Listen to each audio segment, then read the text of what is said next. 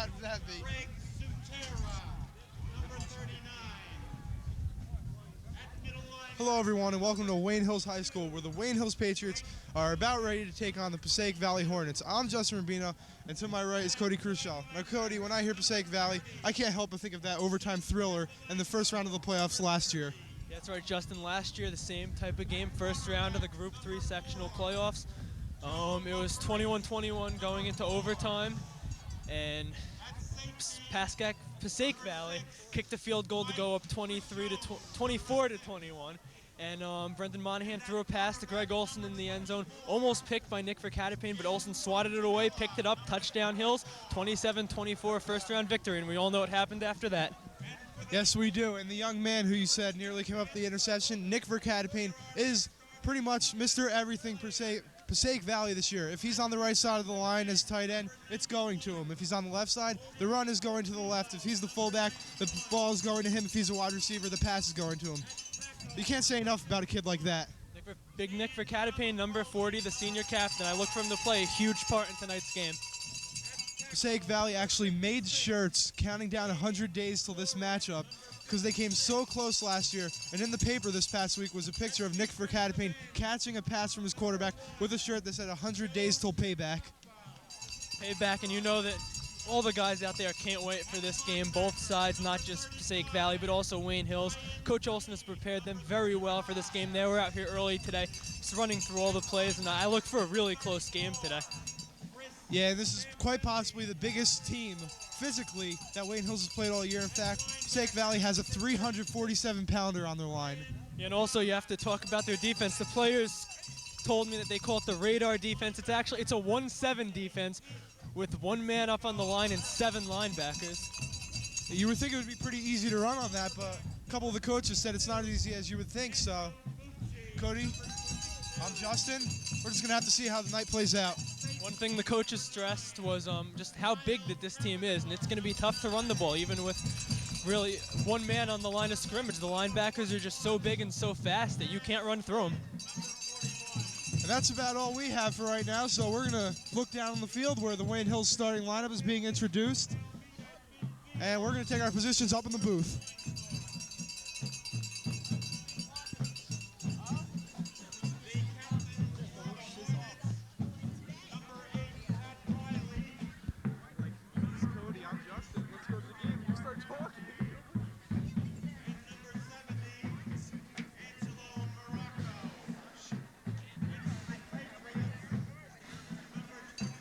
Cody, as we all know, if Wayne Hills win this game, most likely they will have a second-round matchup against state powerhouse Ramapo at Ramapo. Yeah, and I'm sure there's nothing the Patriots would like more than to rematch against Ramapo. They were beaten badly a couple weeks ago, 42-0, and just that had to hurt. And tonight, the wind may play a big factor in tonight's game. The winds are blowing very hard right now, and a couple of the coaches from Wayne Hills said that probably hurts Wayne Hills more because Passaic Valley runs a lot, doesn't really throw, and the Wayne Hills passing game is going to have a hard time clicking if the wind is like this all night. Hey, but Wayne Hills, they're not just a passing team. I mean, Nick Warzel's good. He has a great arm. He has some great receivers, but you have just 4 or 5 great backs that can run the ball. Chaz Lynn, Chris Zambelli, Ryan Green, Andrew Bucci, and a few others.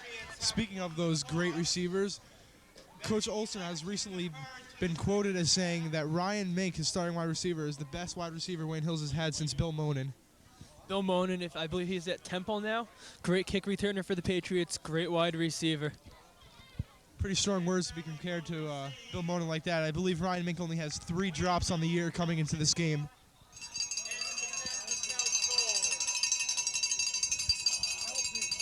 Like we said, Passaic Valley is a very big team, and this is demonstrated by their defensive backs. Since they have so much size up front, they don't need anyone big in the secondary. One of their safeties is only 5'7".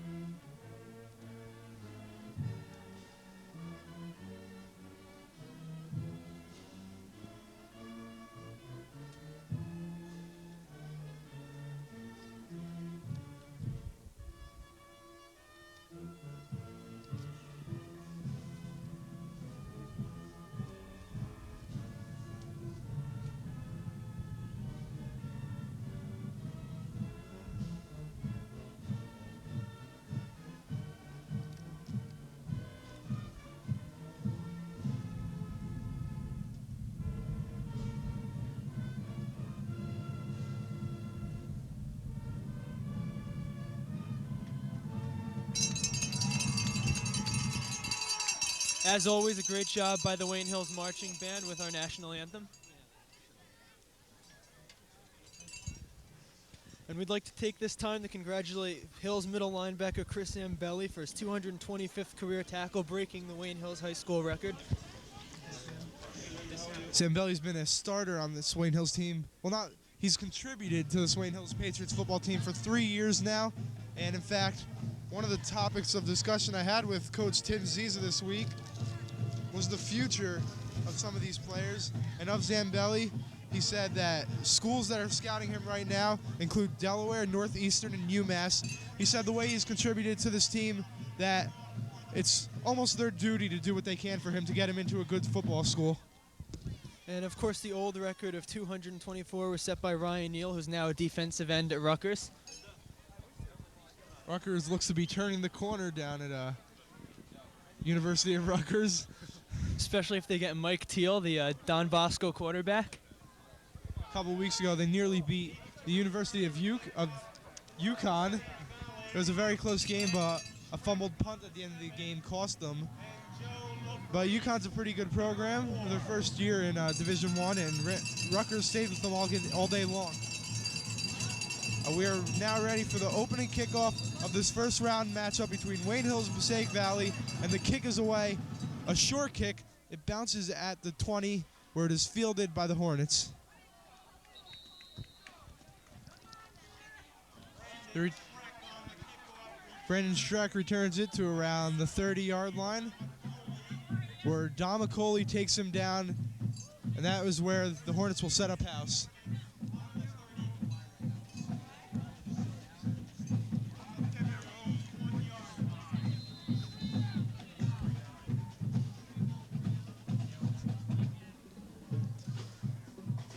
Patriots with 4 defensive backs in the game right now. And the play goes to big Nick Verkatapane trying to turn the corner, and he picks up 5 yards on first down. Like we mentioned in the pregame, Justin, Nick Verkatapane is the heart and soul of this team. Big number 40. When he's lined up on the right, they run to the right. When he's lined up on the left, they run to the left, and he's usually the guy running with the ball.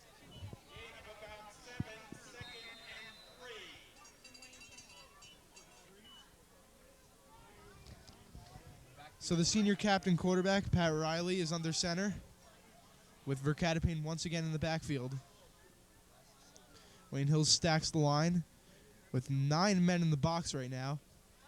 And no surprise there, Verkatapane with the ball again. That's 2 plays, 2 runs for Big Nick, and he picks up maybe 1 yard, and that's being generous. So the Wayne Hills front, I guess it's the front 4, who really has done a good job of stopping Verkatapane on the first 2 plays of this game. And that's a good sign, because that's basically Passaic Valley's game. You give the ball to Verkatapane and see what he can do.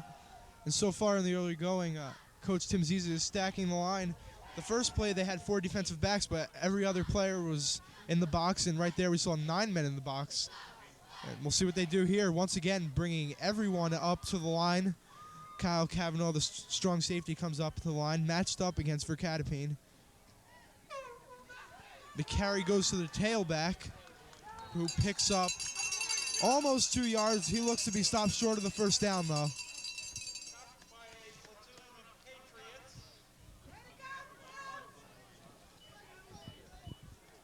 The Wayne Hills coaches have said that Passaic Valley's offense is not nearly as exciting as the Patriots' offense, and you see that right there. 3 non-exciting runs right up the middle, and that's a 3-and-out. And Ryan Mink will go deep for the Patriots to return it, along with Pete DeSico. So Nick Verkatapane, also the punter for this Passaic Valley Hornets team, and on to punt. Mr. Everything. Patriots have been very good at blocking punts this year. Almost got another one, but a very good punt by Verkatapane. And the fair catch is called for by senior wide receiver / kick returner Ryan Mink at the 23-yard line. And Cody, we're about to see that crazy radar defense, the 1-7. Crazy radar defense. I haven't seen it on video or anything, but I can't wait to see it. It sounds crazy. Crazy, different than anything any of us have ever seen before. Right now, we're waiting the arrival of Dave Rogers, who said he was going to be with us today. Dave, we're waiting. Dave Rogers coining the phrase "Big Mama Jamma" for Dan Domicoli. What's this? They're playing a 4-3.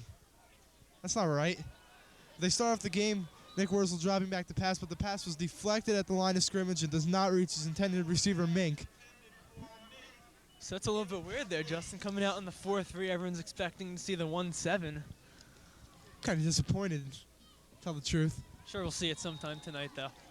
We better. I asked for my money back, money which I didn't actually use. I got in here free.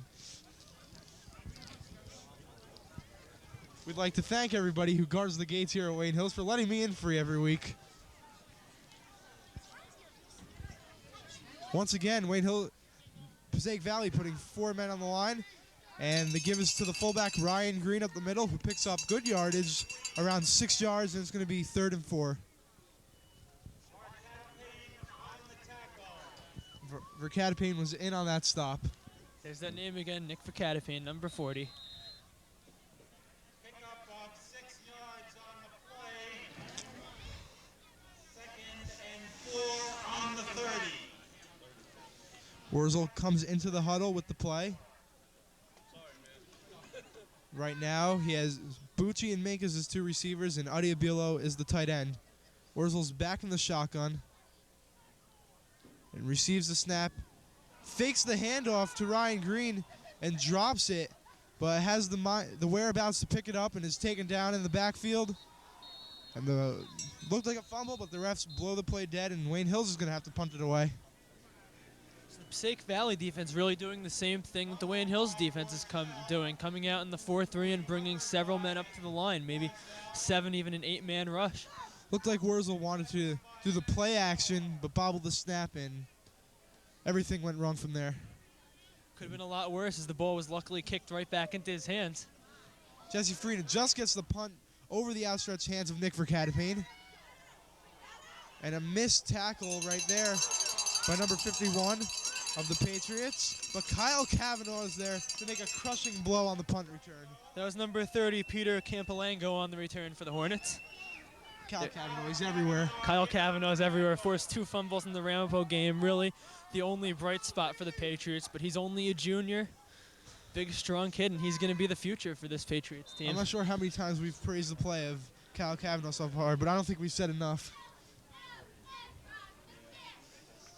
Just a physical safety, kind of safety you always want on your team.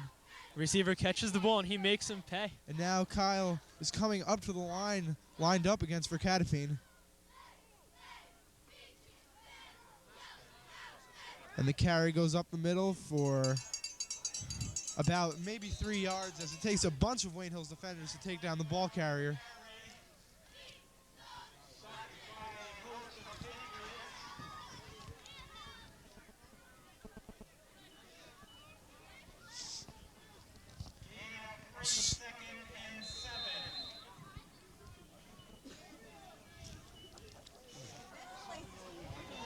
Wayne Hills comes out in their base 4-4 defense with their 2 cornerbacks, Bucci and Mink.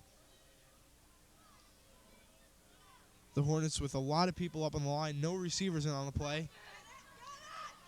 And the give is to number 2, Bryant Rodriguez, who breaks a couple tackles and then gets hit pretty hard. Yeah, this is going to be close. It's right at the marker. Maybe they'll have to see if they give him forward motion. Appears as though they will, as Mr. Affini and the chain gang will move the chains. Mr. Affini informed us this week that in recent newspapers he has been awarded first team all-county, all-area, and all-state chain gang and is in the running for all-country. In the running for All-American.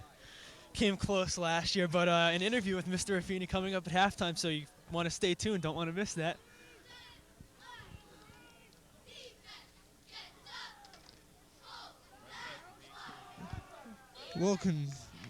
Just a little handoff up the middle, nothing doing there on first down. Number 2, Bryant Rodriguez on the carry. So the sophomore running back Rodriguez getting some time in. When they haven't gone for Vercatapane in the early going so far, they've gone to Rodriguez.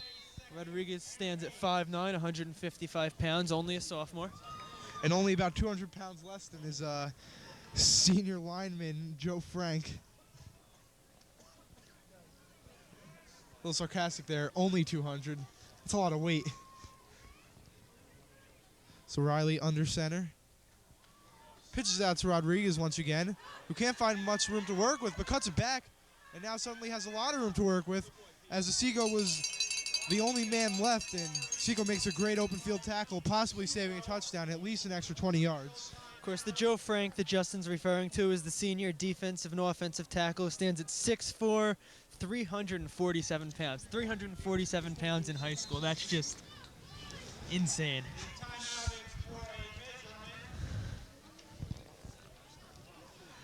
And the potential All-American Mr. Raffini and the rest of the chain gang is going to take the field right now and see if it is a first down.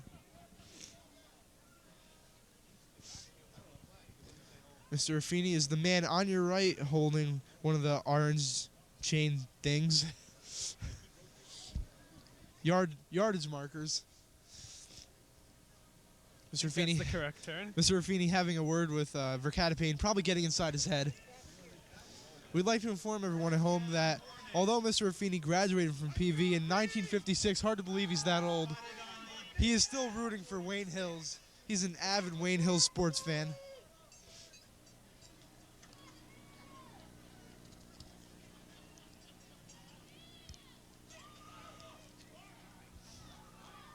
The Hornets are awarded with first down, and Riley will lead his troops to the line. And Verkatapane is currently lined up as a tight end.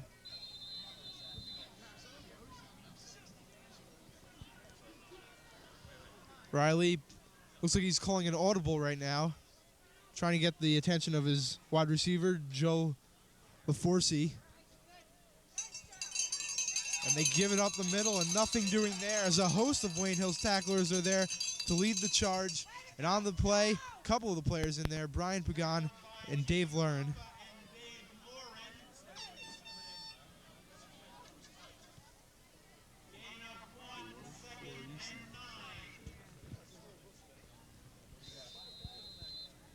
Second and long right here, about 10 yards to go.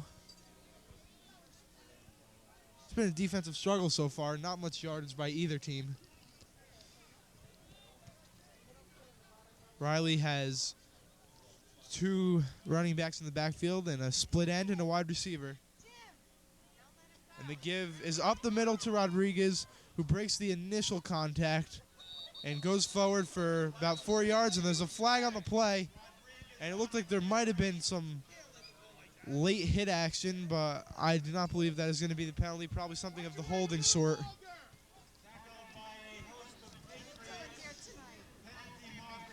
So a bunch of unsportsmanlike conduct incidents there. Somebody jumping on Odiabilo. Not sure what the call is. And after last year's game, these teams do not like each other very much. PV thought they had a great chance to win, and after seeing how close they came and seeing Wayne Hills go on to win, they felt that they had a chance to win it all, and they're kind of bitter about it.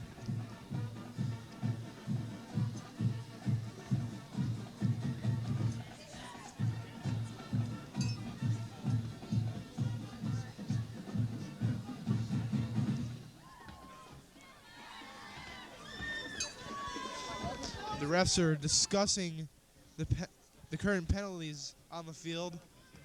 It looks like they're just as confused as we are up here. Yeah, no idea really what's going on. I'm going to guess some kind of unsportsmanlike conduct, but there are 2 flags on the field, so let's see what they decide. Some of the parents are getting restless up here too, yelling out things to the refs, telling them to call their boss and get the play straight. Wait, there's 2 penalties on it. There's 2 penalties. Trying to decide which one to take.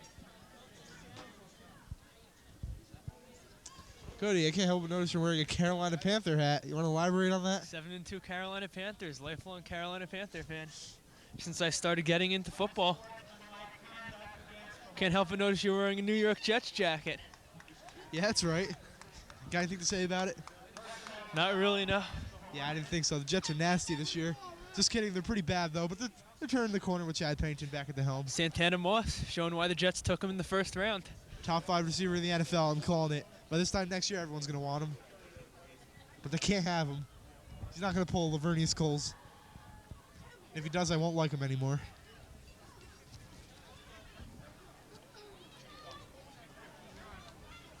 And unsportsmanlike conduct is the call on Passaic Valley, and that's a big 15-yard penalty.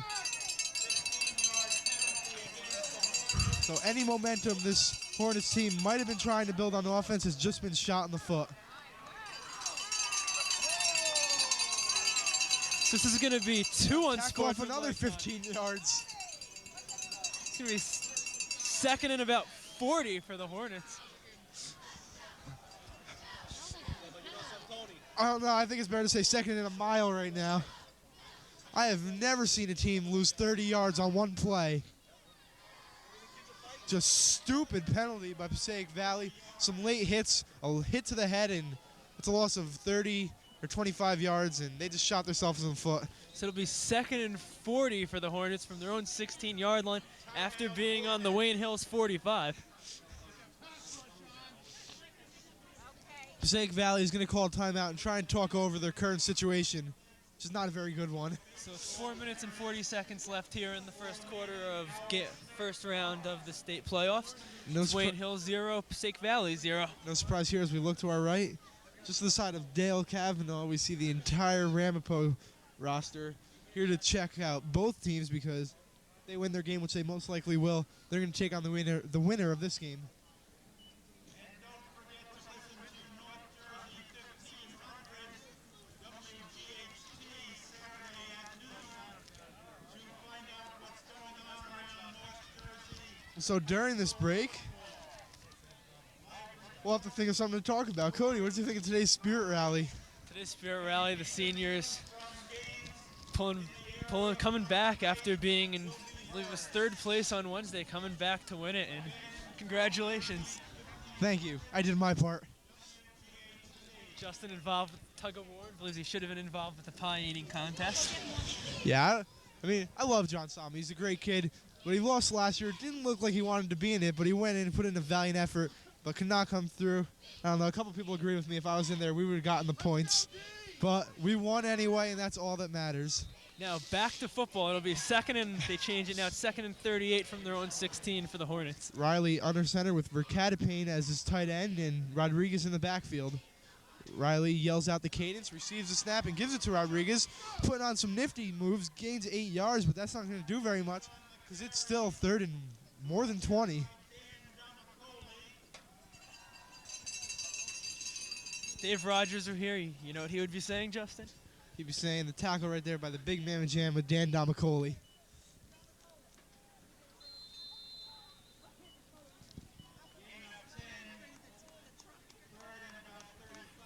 So third and more than 30 right now, just about 35. Wayne Hills showing blitz. Riley receives the snap, gives it to Rodriguez, taking the conservative route, and Adi Abielo comes from the defensive end position and runs down the running back on the other side of the field. Nice job by Abielo. Good pursuit there.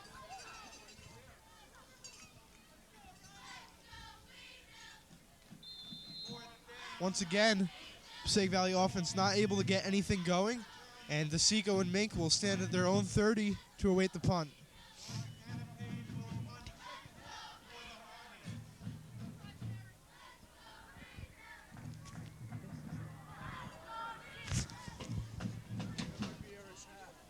Vercatapane taking a while to get the kickoff, but gets off a pretty good kick, high arcing, and it manages to stay in bounds, so a very good kick by Nick Vercatapane, Mr. Everything. Mr. Everything, number 40, Nick Vercatapane, the senior, just realized he had time, sat back there, and got a good punt off. The Patriots will start at their own 27-yard line. And after their first 3 and out, Coach Olson couldn't have liked what he saw, and I expect to see a lot more Chaz Lynn. Chaz Lynn, I was just going to say that, Justin. Chaz Lynn running the ball outside the tackles. That's where he kicks up all of his yards. So we saw for Wayne Hill's last game against Passaic Valley, Chaz Lynn, 2 big rushes in the fourth quarter, 2 big touchdown rushes, one from 54 yards out and one from 50 yards out.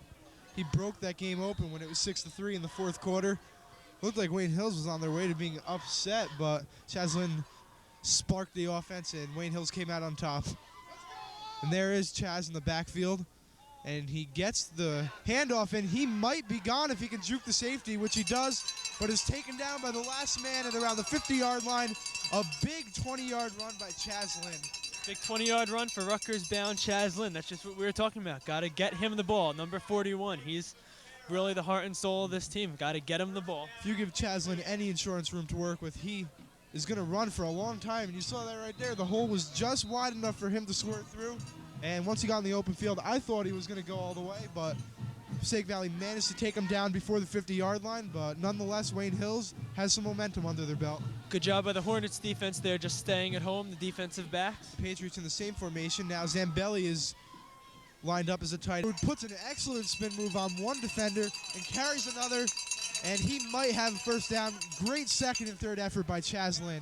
Looks like he's a little bit short, but still 9-yard carry on first down.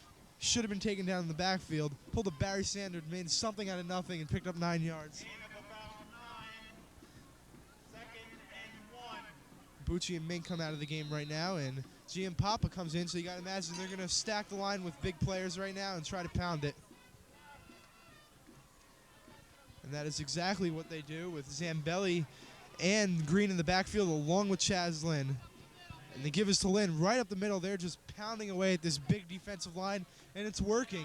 Speaking of that defensive line, I'm pretty disappointed. We haven't seen that 1-7 yet. Looking forward to seeing the 1-7. And another late flag right here. We're going to have to wait for the officials to tell us what this one's all about. Penalty marker is down. Hey, Chris. Did you see your son Stackle? He just got here? Oh, my God. So another penalty against the Passaic Valley Hornets. I can sell it to you, lady. 5-yard penalty. A 5-yard penalty on the Passaic Valley Hornets. Looked like an accidental face mask penalty. Patriots right now with Bucci and Mink as 2 wide receivers split out to the left side of the line, which you can see on the bottom of your television screen. And Chaz Lynn is in the backfield with 2 tight ends currently in the game. Lynn receives the handoff, puts on a stutter step in the backfield, jukes away from one man, and is taken down. A nice gain of about 7 yards on the play by the one, the only Chaz Lynn. And the one and only Dave Rogers is now joining us. Dave, good to see you. Good to see you guys. Wow, big surprise. I thought PV was going to win this game big, but Wayne Hill's playing great tonight. Wayne Hill's actually 3.5-point favorite, I believe Cody said. Dave, you're finally back. We missed you since week 1. Feels good to be back in the booth. Would have been here a little earlier. Parents bailed out on the ride. Had to scrap one up, but I'm okay. 1 minute left of the first quarter. I show up. It's pretty decent. Still got 3 quarters to go, though. This time the give is to Ryan Green, who puts on a few nifty moves, looking like Chaz Lynn, and looks like he has enough for the first down. Green lost the ball there, but the play was already blown dead. So what's this big kid's name? I heard he's like 6'4", 240. What's his name? Vercatapane, Mr. Everything you're talking about? Or are you talking about the enormous offensive lineman for them that weighs in at 347? Joe Frank. I'm talking about Vercatapine. And Nick Vercatapane's done everything so far from Passaic Valley. Anything they've gotten going on offense, besides Brian Rodriguez, has come from Nick Vercatapane. He's even the punter, What number is he? number 40. And right now he is in on defense on the line as a defensive end. And the carry once again to Chaz Lynn. They're just giving him the ball every play now. Olsen is very happy with the production he's getting, and Lynn rewards him with 6 yards. Chaz Lynn came to play today. So 4 seconds left in the first quarter as the Patriots will let time wind down. And that is the end of the first quarter. Right now we're going to look down at the chain gang and wait for Mr. Raffini to wave, and there it is. Mr. Raffini waving up to the press box. We cannot wait for him to come up at halftime. That should be a great show.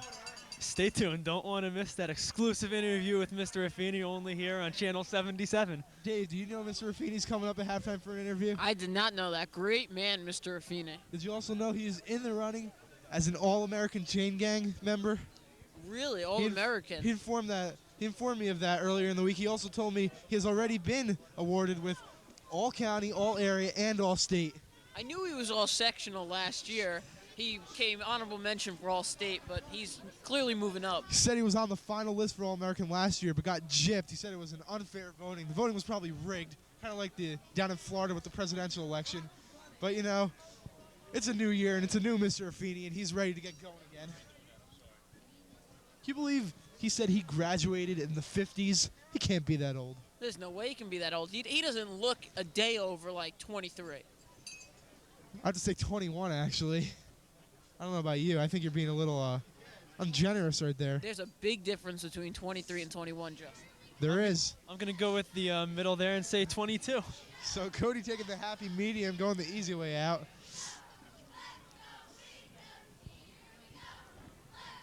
Dave, what did you think of today's spirit rally? I'm a little biased, but that was definitely rigged. Both the sophomores and the juniors beat the seniors. I think it should have been juniors in first place. They clearly were the top grade. Then the sophomores, then the seniors, and I think the freshmen had the lowest score of any grade ever. Back to football for the moment. Chaz Lynn had some room for a minute, but the gap was quickly closed by number 20-something, 23, I believe. There is no 23 on the roster. Number 24, Jim Fontanella. I believe that was number 22, Frank Dugan, the junior. I think it was both of them. But anyway, back to the spirit rally. You're only going with the spirit rally. You got to remember all the cans and everything and all the shirts that those seniors wore. And you know what? That tug of war was crap. Yeah, how does a freshman team, you know what it was? The seniors and the sophomores were both pulling really hard, and they both were stumbling against each other.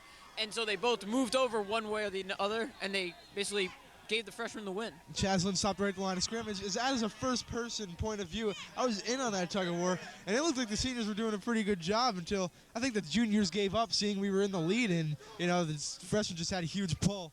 They gypped us. That was rigged, my friend.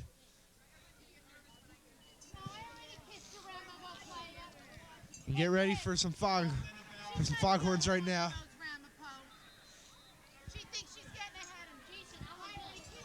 Ramapo here watching the Hills team scouting them. I'm not sure that they need much of this. They blew them out 42-0 in the regular season. Well, just in case PV comes out on top, they need some scouting on them, too. I think every single game we've done here, Ramapo's swarm of Ramapo players and coaches have been here taping the game, taking notes. Wurzel dropping back for one of the first times in a while and hits the short-handed Ryan Mink for a first down. Just 1 yard past the marker.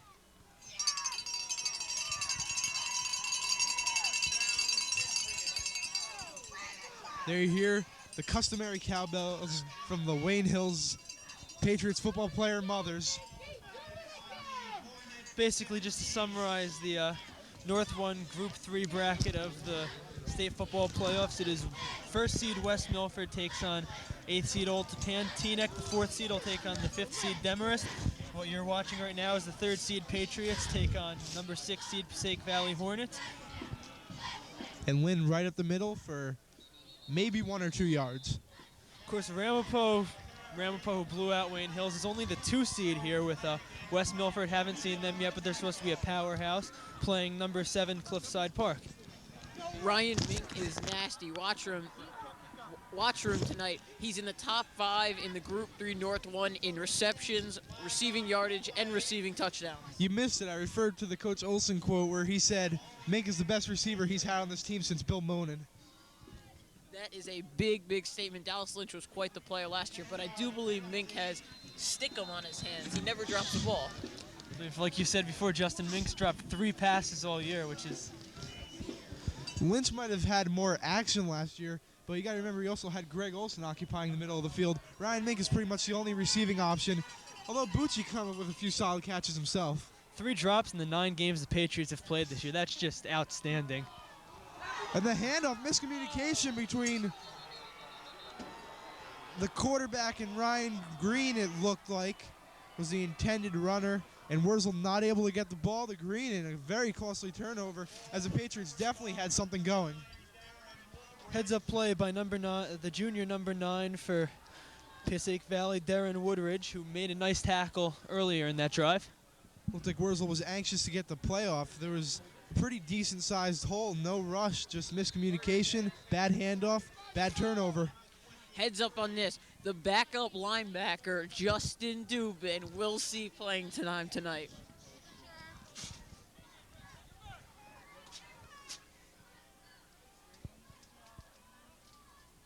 And the give is to Rodriguez, who besides Verkatepane has been the only contributor tonight for the Hornets.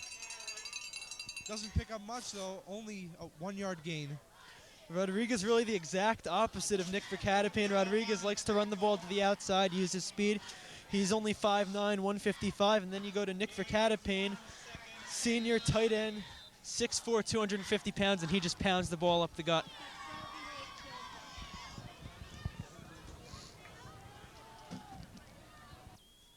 Wayne Hills with 4 down linemen, 4 linebackers in the game. And the 2 corners are Chaz Lynn and Andrew Bucci, and Kavanaugh is deep at the safety position. Riley rolling out to his right. There's no one open, and he is just leveled in the backfield by one of the Wayne Hills defenders. Not sure who made the play right there. Believe that was Dan Domicoli.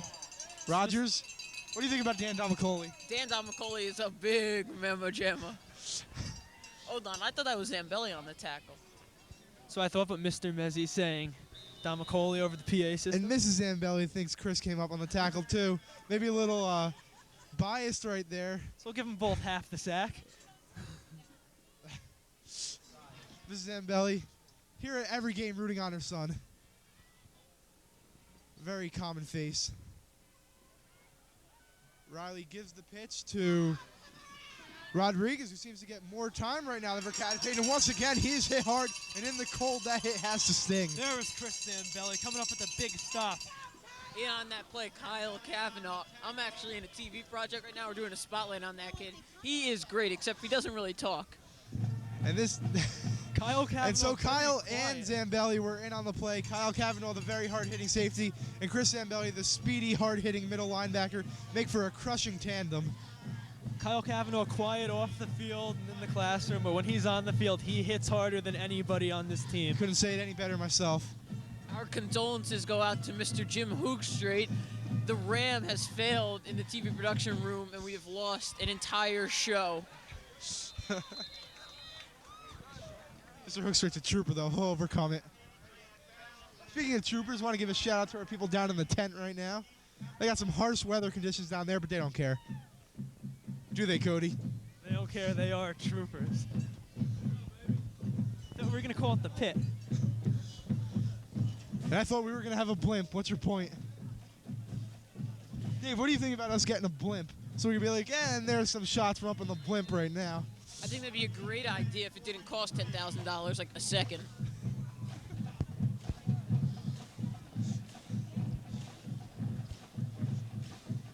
Chaslin is deep in the backfield for the Patriots. Ryan Mink is split out to the top of your screen, and Green goes in motion. Wurzel receives a snap, fakes the handoff to Chaslin, and Ryan Mink is wide open over the middle. Nearly dropped it, but that's something Ryan Mink does not do, and he recovers. And a good pickup of 15 or 17 yards on first down, and that is a first down for the Patriots. Ryan Mink with great hands. Nick Wurzel put it right in there. He bobbled it a little, came down with it, and picked up the first down. He's like Spider-Man. Kind of dropped it there, and then he shot the web out, caught it. He's nasty. Yeah, he is pretty nasty, huh? Oh, yeah. As Stuart Scott would say, booyah. Hold that ball. Let's go, Hills. Wurzel under center with Zambelli and Lynn in the backfield. The give goes to Lynn. Zambelli with a crushing lead block. All right, you don't have to sit on him. And a couple extra defenders jumping on Chaslin as the play ends. Chaslin gets right back up and gets back to the huddle. He's a true football player. And by the way, we have Chris Zambelli mic'd up. I'm just kidding. We don't have him mic'd up. Got me all excited there for a second. That's a great idea. We should do that one game. It's very cold right now. Back to the field, where Wurzel has a lot of time. And there's Andrew Bucci, the senior split end, with a great catch. He got hit as soon as he touched the ball, but held on. And Andrew Bucci's a pretty good number 2 receiver to have on your team. Bucci very fast, good hands. He got leveled there, took the hit, and hung on to the ball. First down, Patriots. And you can't forget how well he filled in at running back when Chaslin went down with a shoulder injury. Yeah, he was in the top 5 in rushing yards, even though he had never played the position before. And I just want to say, here's where you give it to big Chris Zambelli and just let him step over kids. Zambelli currently lined up as a tight end, and the give is to Chaslin, who was hit right away Doesn't gain anything on that play. Now, I want to see a fade pattern to Ryan Mink in the corner in the end zone. Let him use his size and athletic ability to take it down. I see a patented Dan Chang reverse. Dan Chang comes into the game. Back to that miking up players thing. Me and the rest of my TV production group have requested that Colin Wiseman be mic'd up several times for JV games. Jim Hoogstraight says we do not have the technology to complete such a thing. So for the people down in the tent, add it to the list. Wurzel going. It's not a fade pattern. It's a slant. Ryan Mink, he just dropped a pass. That does not happen very often. I don't know if you count that as a drop. He got hit pretty hard. Yeah, Pass was a little bit behind him. He was hit pretty hard. Ryan Mink, a very good receiver. But, I think we're just a little spoiled up here, expecting him to make those catches every play. Wurzel had to throw it right on the money. It was 2 inches to the left. Couldn't throw it much better than that, though. It was a very well drawn up play. The Patriots executed it well, but it was just covered perfectly.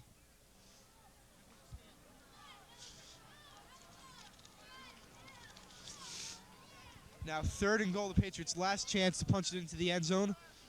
And they give it to their star running back, Chaz Lynn, who tries to break a few tackles, is unable, and now Coach Olson has a decision to make.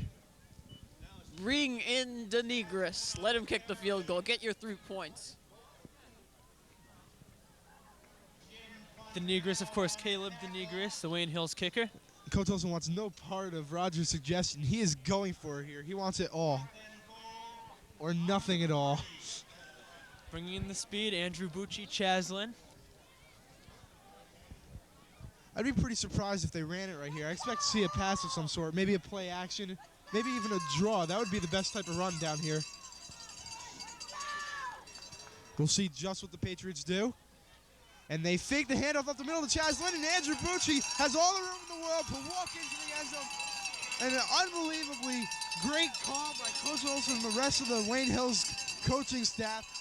They really caught that defense off guard, and Andrew Bucci could have crawled in. Great play, work to protection. He could have rolled in, he could have crawled in. Nobody on that side of the field. Touchdown, Patriots. And the Patriots are up 6-0, and it is still very cold. Patriots cheerleaders throwing a couple more of those mini footballs into the stands. We might have to get Mrs. Hollick up here for a special interview. See what those little footballs are. If they've been throwing them all year. And the extra point is good. Something the Patriots have had an inconsistency at so far this year is the place kicking position. Right there, no problems as they put it through. And before the game today, we were messing around down the field ourselves, and Cody was a pretty good field goal kicker. Yeah, I think I could go out there and kick at least 40% from within 15 yards with no rush.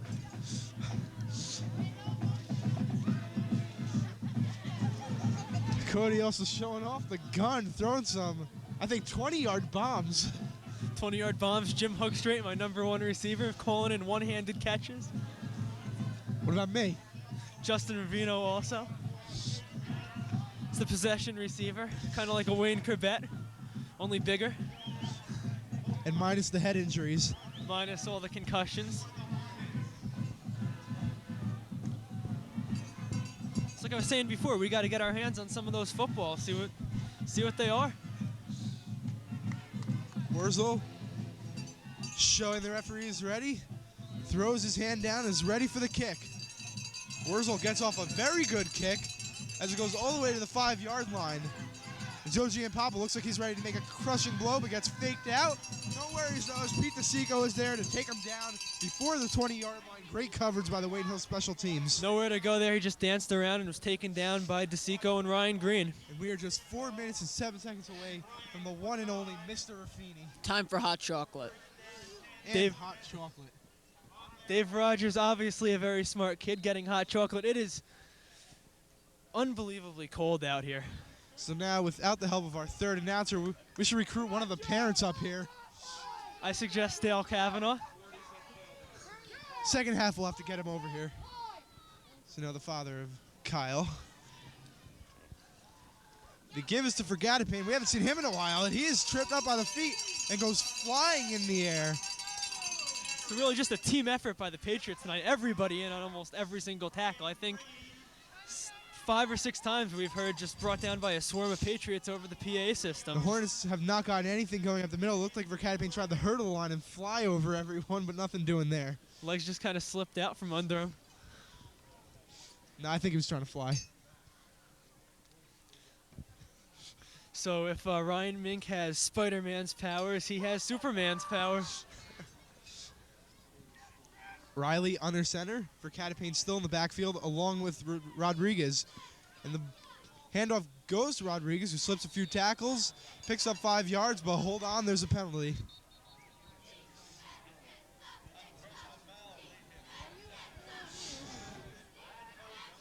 That was number 35, Brad Otino, the senior running back. Not Bryant Rodriguez. So it's the 3rd running back used tonight for the Hornets.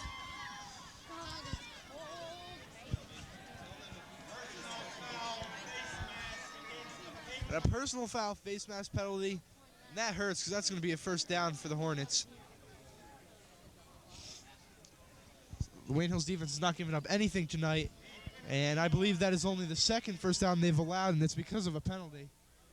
In fact, that might actually be the 1st. No, that is the 2nd. I take that back. I'd like to thank our stat keeper for that stat. Stat keeper, if anybody's interested in the job, it's open. Just let us know, and you can send us an email, WayneHillsTV@yahoo.com. And this time it looked like Rodriguez got the carry, but same back, same story as Audia Bielo and Joe Giampapa and the rest of the Wayne Hills defense. Pretty much everyone was in on that tackle. I was pretty disappointed. We got 0 emails last week. Not even sure if that game is on. I don't know how many During times this I game? advertised it either. I think I must have said it 10 times. Did I mention it's WayneHillsTV@yahoo.com? Yes, you did mention that it is WayneHillsTV@yahoo.com.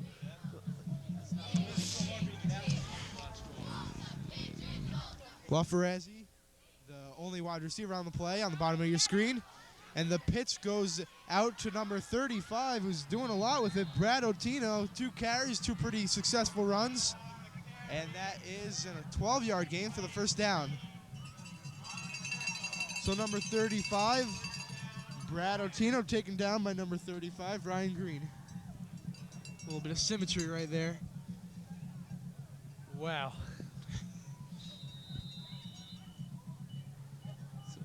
The clock is winding down. Only 2 minutes, 10 seconds left here in the first half. And this Wayne Hills defense is pitching a shutout. Once again, the Hornets with a lot of big bodies up on the line. Only 1 receiver. And this time the ball goes to 39, the junior fullback, Craig Sutera, who picks up 8 yards. Hornets might have something going here. Strung together, back-to-back good runs. So the Hornets will use a timeout. I don't understand the call there. You got momentum, you got good runs going, and then you call a timeout and let the Patriots defense catch their breath. I don't like that call.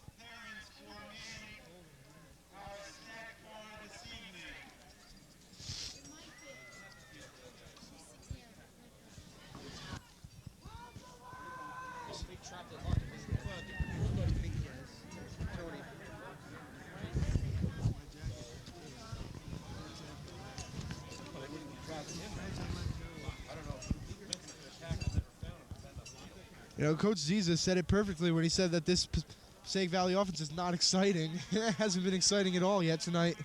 Well, have we seen a pass over 5 yards? I don't think we've even seen a pass, period. You know, now that I think about it, I think you're right. We haven't seen a pass. They've just been running the ball. It's either been Rodriguez, Verkatepane, Sutera, or Otino with the carries so far tonight. The only thing Riley's done is give it to them.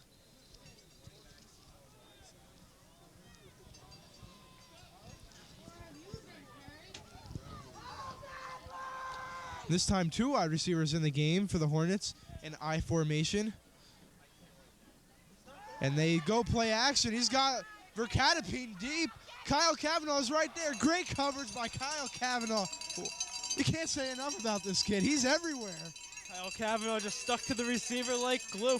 Perfect pass. Just very well defended. Perfect position. When Cavanaugh's not flattening people, he's making great defensive plays on the coverage. And he's only a junior. Once again, for those of you who missed it the first 3 times, our email address, brand new email address, is waynehillstv@yahoo.com. And Rogers is back. Rogers, how's that hot chocolate treating you? Hot chocolate here is exquisite. Dave Rogers praising Wayne Hill's hot chocolate. Riley receives a snap and gives it up the middle to 35, Otino, who is right now the featured running back for the Hornets, and he picks up maybe 1 yard. So Joji and Papa, heard his name called a lot tonight. Another tackle. Joji Papa, defensive end for the Patriots, also one of their 46 fullbacks. He's another junior with immense talent and ability for the Patriots. Kavanaugh and Giampapa going to go in next year leading this defense. So time winding down here, 1 minute and 5 seconds left to be exact. It's Patriots 7 and the Hornets 0. Here on the Wayne come Hills to a Patriots TV network. I've come to a conclusion. What's that? That's cold? It's so cold up here because the elevation where we're sitting is so high. The air is thinner. That's why it's so cold. Yes, we are up about 20 rows. So Riley rolling out to his strong side. And the pass is way underthrown. Bucci had great coverage on the play anyway. Wasn't going to be complete no matter what. And the receiver's down on the play. I think he's just embarrassed he couldn't come up with it because Bucci didn't even touch him. Passaic Valley wanted a flag. Good no call by the refs there. The That was parents just seem to great think coverage. so too, as they're yelling faker. I'd have to agree though. He didn't even get touched. Great no call by the refs. Yeah, if the refs threw a flag right there, I think the parents would run down on the field in a tirade. The receiver is down on the sideline. Dan Berardi agrees with me, right, Dan? Yeah, he does. Dan Berardi, a member of the Wayne Hills varsity hockey team, whose season is vastly approaching. Dan, how's the team look this year? We look good. They look good. Strong words from a strong man. I'll speak on Danny's behalf because I am also on the Wayne Hills varsity hockey team. Danny's the captain this year, along with Chris Miller, who's an assistant captain. The team looks to improve on last year's record of 20-0. And so I don't know how they're going to improve on it, but we can do it. 20-0, huh? You didn't hear? I remember I went to a game you lost. How's that possible? It was a scrimmage. It doesn't count. My mistake. Okay, here's the truth, folks. We went 5-14-1. That's more like it. And right now, next to Dan Berardi, Kyle Henning, a member from last year's team.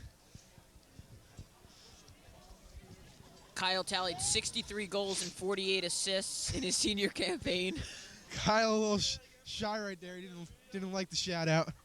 So we won't mention him for the rest of the night. Dan Berardi's going to get the airtime. Along with Mrs. Zambelli.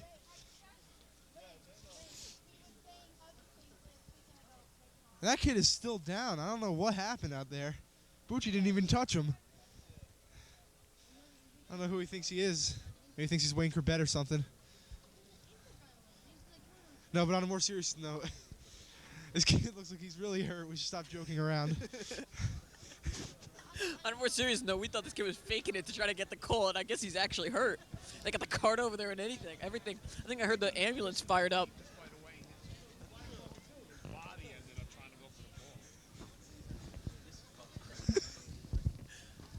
I'm 20 rows up, and I heard something snap.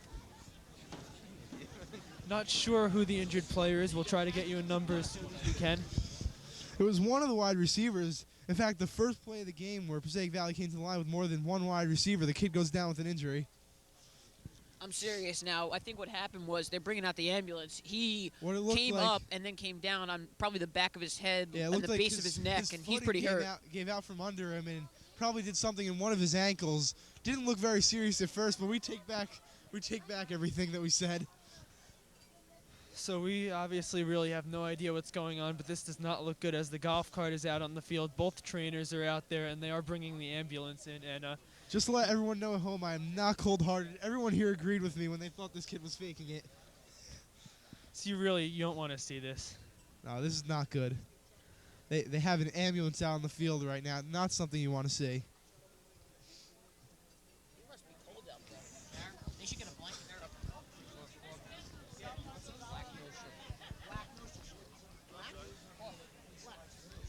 definitely something with one of his legs. It looked like he just slipped, and Bucci had good coverage, and he just fell trying to draw the penalty. But when he didn't get up, clearly something happened in one of his legs. Maybe his ankle gave out. High ankle sprain. We all know how painful that is. Very hard to walk. So they're going to take him out on a stretcher into the ambulance for precautionary reasons. Precautionary reasons.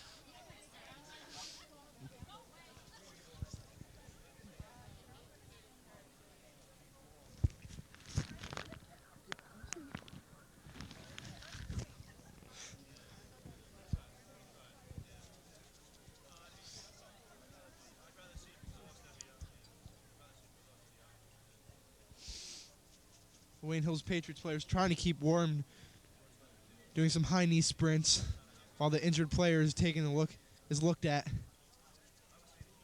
Nick Warzel throwing with Jesse Farina. Farina, of course, the backup quarterback / receiver / punter. And we are Almost 42 said we seconds had of game time away from the interview with the one, the only, the incomparable Mr. Raffini. Mr. Raffini. Dan, did you hear Mr. Raffini's in the running for All-American Chain Gang member? That's what he told me. Once again, in case you're just joining us, the Patriots are currently up 7-0, almost the end of the first half, and Mr. Raffini is going to come up for an interview. Something Mr. Raffini told me all week he wanted me to mention a lot of times was that even though he graduated from PV in 1956, he is an avid Wayne Hills fan. Hard to believe he's that old. I think the marching band is trying to stay warm over there, too. Their performance has been delayed now.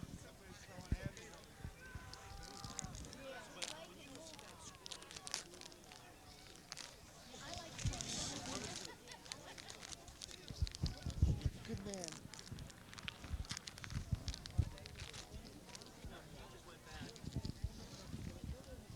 The injured player is still being tended to, still down on the field.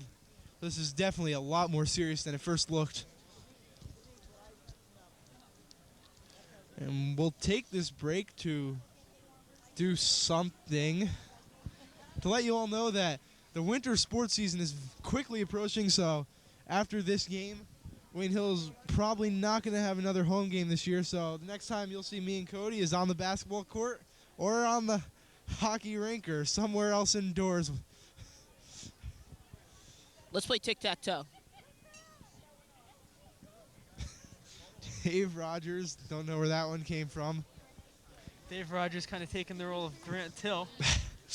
Grant Till bringing up the Little League days, asking me the last time I had Big League Chew. Grant Till also interested what we thought of him as a professional boxer. Not the dog, a Mike Tyson type boxer.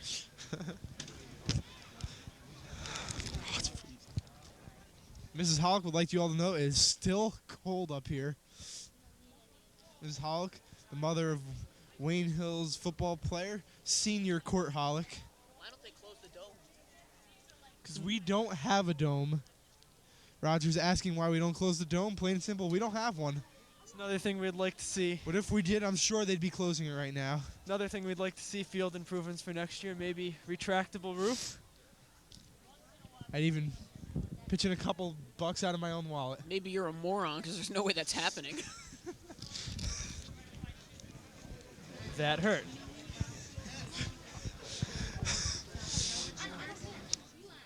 And our A team right now, Justin Rubino, Cody Chrusciel, and Dave Rogers, has really taken a turn to the humorous side right now, even though there's still a very serious injury down on the field. So you can't stress enough that you really don't want to see this happen to anyone, no matter which team it's from, even Ramapo. Humor keeps your blood warm, though. And It's we're not just- working, though, because I'm freezing.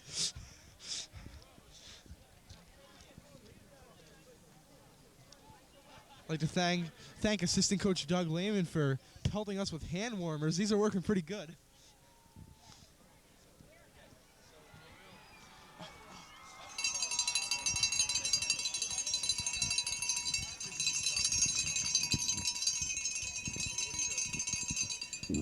So once again, because we have some time to kill, we're joined by Wayne Hills varsity baseball player Justin Donnarumma. How you doing, Justin? Again, as I said last week, still a little cold, but I got a lot of clothing on today. Thanks. So Justin, well prepared for these Harsh conditions. That's enough from the second, Justin, as it looks like they're about to take the field again. Sorry, second, Justin.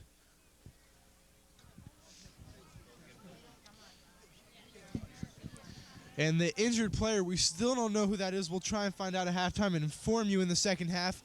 It is now in the ambulance. It is going to be taken away as the golf cart is exiting the field, and the ambulance is soon to follow. So it's 1st and 10 Patriots from their own 44-yard line. Nick Wurzel has the play and is relaying it to his troops in the huddle. 42 seconds remaining in this first half of the first round of the state playoffs. Wayne Hills, 7-0 lead over the Passaic Valley Hornets.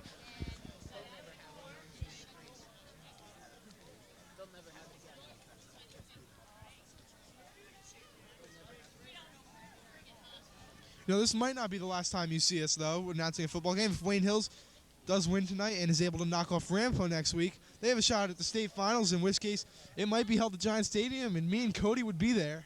Maybe in a real press box, but that's just assuming that Ramapo, the number 2 seed, knocks off the 7 seed Cliffside Park. Hey, if Cliffside Park can win, hell, that's great. That's not happening, though. Cliffside Park might lose by 100. Yeah, I really don't You know, think it's going to be a true close story game. Mr. Ziza told me about. 2 years ago, when Cliffside Park played Wayne Valley in the first round of the state playoffs, Cliffside Park was so bad that their head coach was drawing up plays in the dirt on the sideline. So Cliffside Park isn't going to stand much of a chance against Ramapo. My predicted score is 289 To -10. to, yeah, -10. That sounds good. Dave Rogers, a bold prediction, predicting that Cliffside Park will somehow manage to lose 10 points. If you turn the ball over 20 or more times, you automatically lose 10 points. We'd like to apologize for everyone at home who is being subject to our crude humor right now. We're going to go back to football for the rest of the game. At least we're going to try.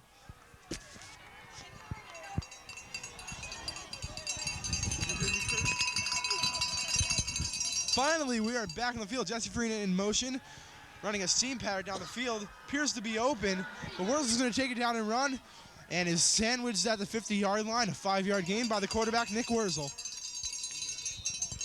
Brought down by Pete Capolango. Timeout Patriots. So the Patriots will use a timeout with 27 seconds remaining in the first half and a 7-0 lead. But no, we're doing an injustice to Cliffside Park. They made the playoffs. That's an accomplishment. We shouldn't be turning them down like that. They are a good team. They have a very established program. They've been in the playoffs, I think, now 3 times the last 4 years, maybe 2 times the last 4 years. So they're decent. They can make stuff happen against Ramapo. Cliffside Park, the 7 seed, and Northern Valley Oltapan, the 8 seed, and the Patriots only beat Northern Valley Oltapan 27-7. So maybe Cliffside Park not quite as awful as we all think. Maybe they are. We'll just have to wait until the until until the paper on Sunday morning. Because I know I'm not going to the game. Are you? There is no chance I'm going to see that game. Negative. How about Dan Berardi? Are you going to that game? No. I didn't think so.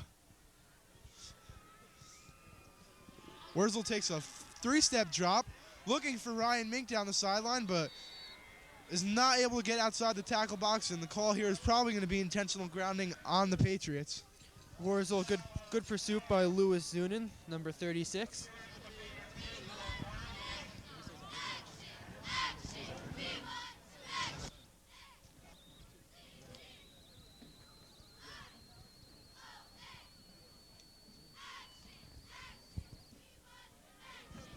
Cheerleaders calling for action. Last time they did that in last week's game, you remember what Chaslin did? All he did was break a 50-yard touchdown run. So maybe it's a good omen for the Patriots, maybe it's not. But something to point out nonetheless.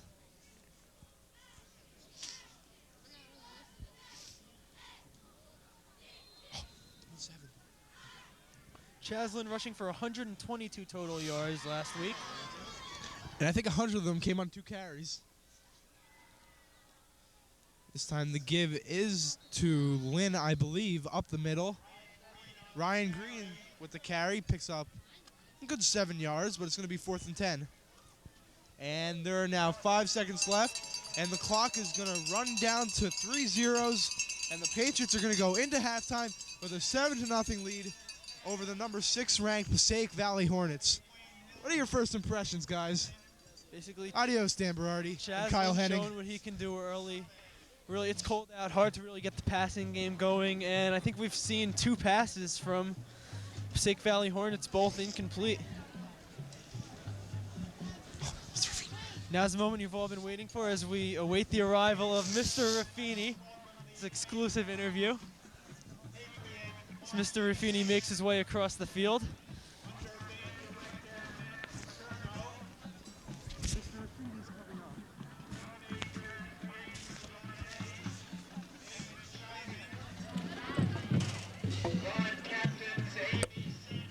Dave Rogers, you got any questions for the great Mr. Raffini?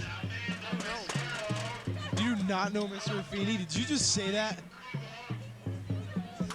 I've never met the man, but I still know Mr. Raffini. Mr. Raffini has been teaching at our school for many years now. He's a great science teacher, a great man altogether, someone I'm privileged to know.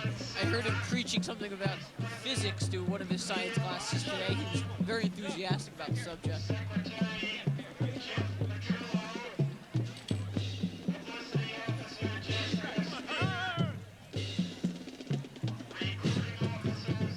Sure to get him on the air as soon as he gets up here. And in case you're just joining us, the Patriots are up 7-0. It is currently halftime as we see the Wayne Hills band on the field. And you know, we also see Mr. Raffini making his way up the steps. When I informed him I wanted to do a halftime interview with him, his eyes gleamed. He got all excited.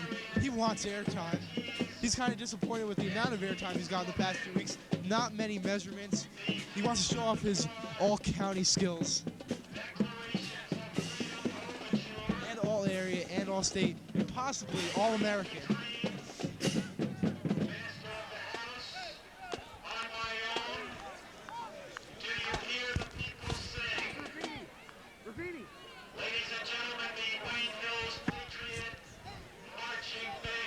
And here is the potential All-American Chains Gang member, Mr. Raffini. How you doing there, Mr. Raffini? Justin, how are you? I'm doing pretty good. Mr. Raffini, what'd you think of that first half? I thought it was great. 2 good teams. We're looking very good. Let's hope we keep it up. A very sad play there at the end. The young man broke his ankle. Yeah, up here, at first we thought he was trying to draw a penalty. It looked like he just hit the ground. Nothing too serious. His foot was on the line, out of bounds. So it was no play, uncatchable. It's called an uncatchable ball, but it looked like, to me, Bucci was going for the ball. Yeah, that's what it looked like up here, and it looked like the receiver was trying to draw a penalty at first. It just fell on purpose, but then after he never got up, we found that's when we knew it was pretty serious. Right. Unfortunate. They're a tough team. They came to play football. Now, Mr. Raffini, you're a former PV graduate yourself, Yes, aren't you? class of '56. My God, long time ago. You're not that old. Yeah, I'm old. As Justin says, older than dirt. I've never said that. No, I know. I'm only kidding. Yeah, we're working on our 50th year class reunion, so that's in 3 years. But you're still rooting for Wayne Hills tonight, right? How come? My heart and soul is here in Wayne Hills. I've been at this school since it opened in 1966. I couldn't root for any other team. You have a lot of your current students out there playing tonight, right? Oh, yeah, a lot of them. Some of our classmates. What do you think of Kyle Cavanaugh? Oh, he's looking good, He's I a tell player. you. Good player. Kyle is good. Andy's playing good. Andrew Bucci also in our class. And he had a Ryan nice catch. making some nice passes. I'll tell you, yeah. It's. I'm just hoping we hang on for the second half and get to play Ramapo again. What's your prediction on tonight's game for the second half? I'd say 14-6 Wayne Hills. Mr. Raffini, it's been great talking to you. See you on Same Monday in class. Sure, Justin. Thank you. Anytime. The pleasure's all ours. And for Cody, Chrusciel, and Dave Rogers, I'm Justin Rubino. Let's send it down to the band for the halftime show.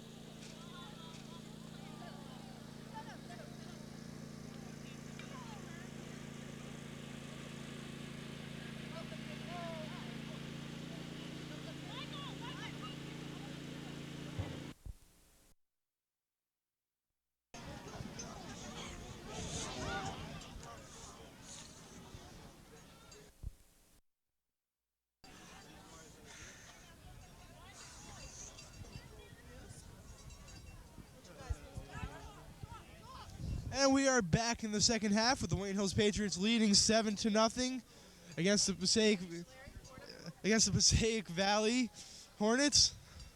Cody, what did you think of the first half? I thought it was, the scoreboard might say it was a little boring, but if you like defensive struggles, then this is the game for you. Exactly what it was, a defensive struggle. Only a couple passing attempts both ways. I don't believe that the Hornets completed a pass. Great play defensively by both teams. And also tonight we have the pleasure of being surrounded by a bunch of Wayne Hills Patriots players' parents. Mrs. Zambelli, and also Mrs. Shalari is here, whose son currently goes to Fordham, a football player on the Fordham Rams. Dan Shalari, a defensive end for the Patriots last season, played alongside Greg Olson. That was a tandem for the ages, huh? Dominating defense, dominating duo. Fun to watch.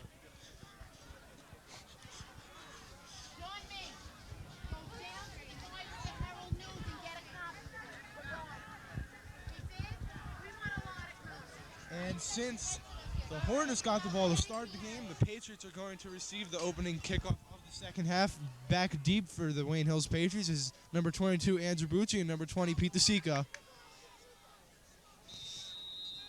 So number 2, the running back, Rodriguez, is lining up to kick, but now they line up for an onside kick. It's just a little bit of trickery to get some more people up to the line, and now Bucci will catch the kick, and looked like he had some room, but bounced it outside, got good yardage up to the 35-yard line, and that's where the Wayne Hills Patriots will start the second half on their junior quarterback, Nick Wurzel.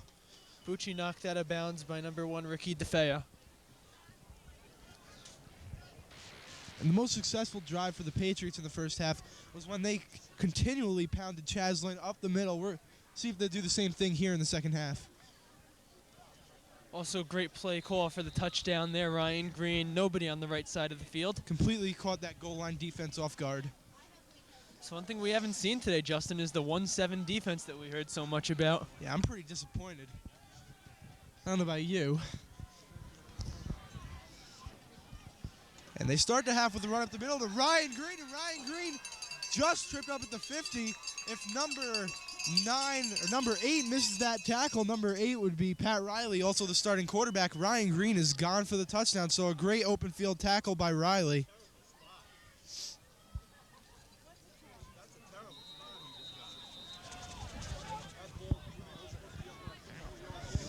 And it looks like Dave Rogers is heading this way with some food. Maybe he'll give me a piece. Looks like a pretzel. Rogers, I hope you know you're giving me some of that pretzel. Dave shakes his head He no. doesn't think he is, but little does he know. So Wurzel under center with 2 wide receivers, Mink and Bucci, the usual suspects. And another usual suspect, Chaz Lynn, with a magnificent spin move at the line of scrimmage and picks up 9 yards, very close to a first. Chaslin just bouncing off all the Hornet defenders there.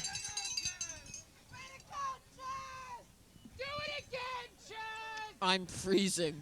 So am I. And so are all the parents.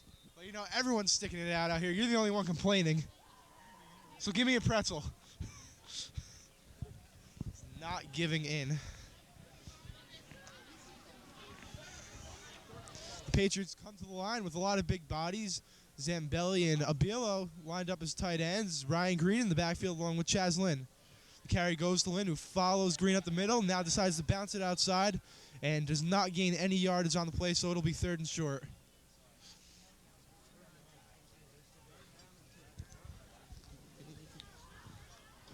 Dave already approved of the hot chocolate earlier. Dave, what do you think of the pretzels here? Not as good as a hot chocolate, but it's still good.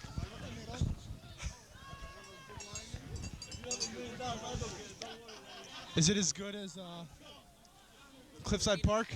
Is it as good as Cliffside Park? No. What am I saying? Much better than Cliffside Park. So the carry up the middle goes to the first down. What are you telling me to shut up for? You thought I was going to ask for another piece? Yeah, but anyways, I think the pretzel versus Cliffside Park, the pretzel wins by a pose field struggles? goal. 0 to -3. Yeah. -10, -7. But really, we want to let everyone know. We're just, put joking aside, Cliffside Park is a pretty decent program. They've gotten to the playoffs now 3 out of 4 years, as Dave said earlier. So Wurzel under center with his 2 receivers. The quick pitch to Chaz Lynn, trying to get to the sideline, and he does, and picks up a decent gain on the play on first down. All you're looking for is positive yardage on first down, and it's a gain of 3, 2nd and 7.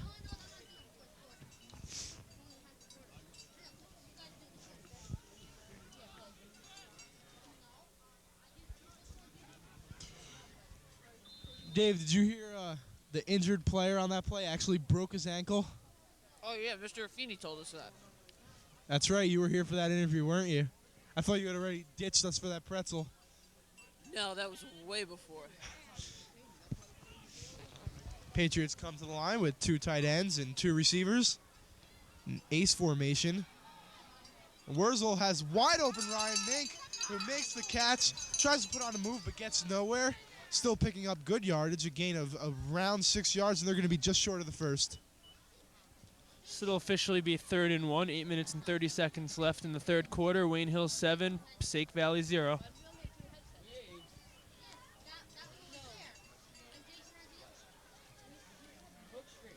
Ball spotted around the 29-yard line. Sferino checking the game for number 5, Ryan Mink. You know what we haven't seen yet tonight, Cody? Dan Chang in the game for that little fake reverse. I'm still waiting for that. Seems like every time Dan Chang comes in the game, they do that little fake reverse, and it usually works. The give right up the middle to Chaz Lynn with a full head of steam.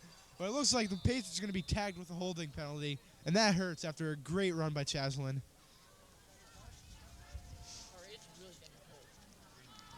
The coaching staff was saying that even though when they put Chang in motion, they usually don't give him the ball, they've tried it a couple times in practice, giving him the ball.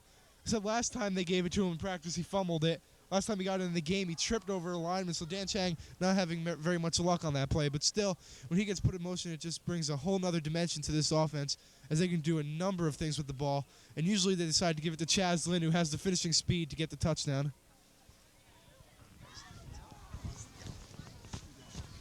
All right, get him back.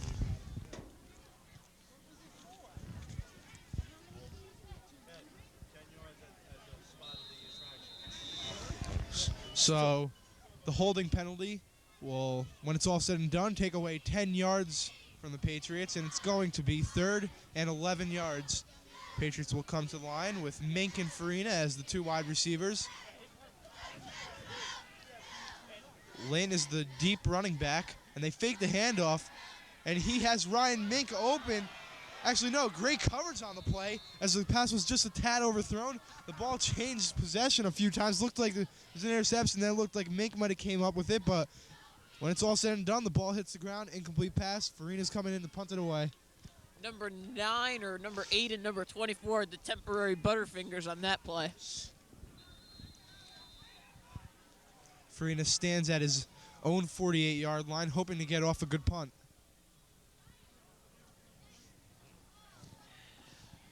Good snap. And that was Verkatapane. It just got right through the line, almost unblocked. But Farina just gets off the punt, and it's inside the 20, so he does his job. As Verkatapane nearly blocked it, but he didn't. And Farina got it off and got off a good one. One thing we've usually seen by now, Justin, some kind of blocked punt, blocked field goal, something. That something has not shown up yet tonight.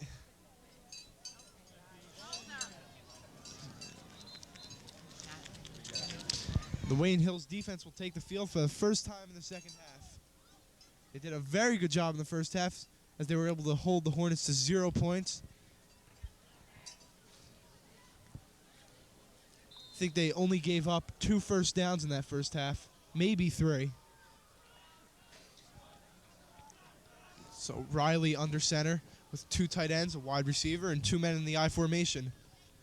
The give is to 35, Bradotino, who gets to the outside but then is taken down. Who was that? That was Kyle Kavanaugh, Yeah, number that's 9. right, Kyle Kavanaugh. Yeah, I'm sure, Mrs. Ambelli. That was Kyle.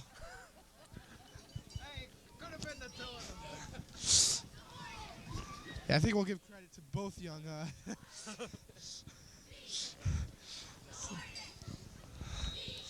So the final ruling on the play is a tackle by Kyle Kavanaugh after a gain of 5 by the running back Otino.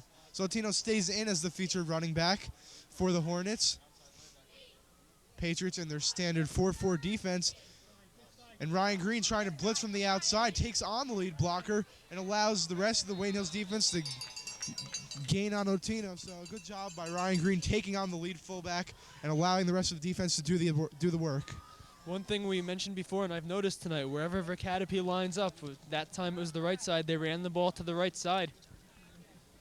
He is the entire offense. Even though they haven't had much of it tonight, you still see, even when he's not the running back on the play, they run to his side. Verkatapane lining up in the backfield, also lining up at tight end. And now he's lined up as a wide receiver. Would not be a shock to see it thrown to him. And this is something Coach Caesar said they would do for size purposes. Kyle Kavanaugh would be matched up one-on-one on Verkatapane if they had to. Verkatapane going over the middle. And there was a sack in the backfield by Pete DeSico. A fumble on the play, and the Patriots have recovered at around the 20-yard line. So the Patriots defense coming up clutch. Nothing new there, though. They've done that all year. Pete DeSico last game was all over the place. We must have mentioned him 7 or 8 times, and he comes up with a big fumble there. Yeah, Pete DeSico has just been unbelievable for this Wayne Hills defense in previous weeks. He's blocked kicks. He's gotten in the backfield for sacks. He's done everything that Coach Olson could possibly ask for, and right there causes the fumble. Like we said, him, Joe Giampapa, and Kyle Kavanaugh are going to form a pretty nasty trio next year on this Wayne Hills defense. He also filled in at running back in the absence of Chaz Lynn the first couple weeks of the season and didn't do a bad job. Justin, if you use my line nasty one more time, I'm going to be very angry. I have to say nasty is the line that I coined. Big Mama Jamma's yours. I have yet to coin a phrase. So a decent 4-yard gain on first down. It's going to be 2nd and 6 as Ryan Mink checks back into the ballgame. Farina will take a seat on the bench. Wurzel makes his way into the huddle as the Hornets stay in that 4-3 defense. Still waiting to see that crazy, wacky 1-7 defense that we were told so much about. So Wurzel with a quick drop back finds Ryan Mink wide open, makes a nifty cut back to the middle of the field for the first down. And Ryan Mink, besides that one drop in the end zone, hard to call it a drop. He was hit pretty hard right as the ball got there. He's been just a hair shy of perfect. Really, and making a couple spectacular catches, like the bobbling catch earlier. It's a great job to hang on to it. Besides the one completion to Andrew Bucci deep inside the red zone in the first half, Ryan Mink has caught every reception for the Wayne Hills Patriots.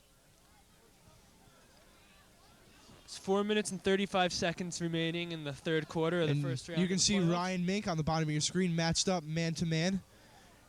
But they opt for the running game as they give it up the middle to Ryan Green, who picks up a couple yards, maybe 3 yards on the play, and the Patriots will have 2nd and goal. So 4 minutes and 20 seconds left. The Patriots with a 7-0 lead, but they are driving as they are on the 6-yard line of the Passaic And Valley Hornets. if they could get in right now and hit the extra point, that would give them 14 points. And as we all know, Mr. Raffini with the halftime projection of 14-6 Wayne Hills Patriots.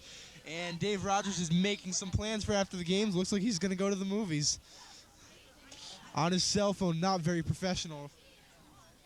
So some more pointless information that you probably didn't need to know. And something happened right there with Nick Wurzel, but he steps out of bounds before he can get rid of the ball, so that really hurts as they're all the way back to the 20-yard line now after a devastating fumble. So anyways, what I was saying is I'm going to see the movie Elf with Grant Till later, starring Will Ferrell. And where's Grant? I mean, actually, I think you just busted Grant's cover.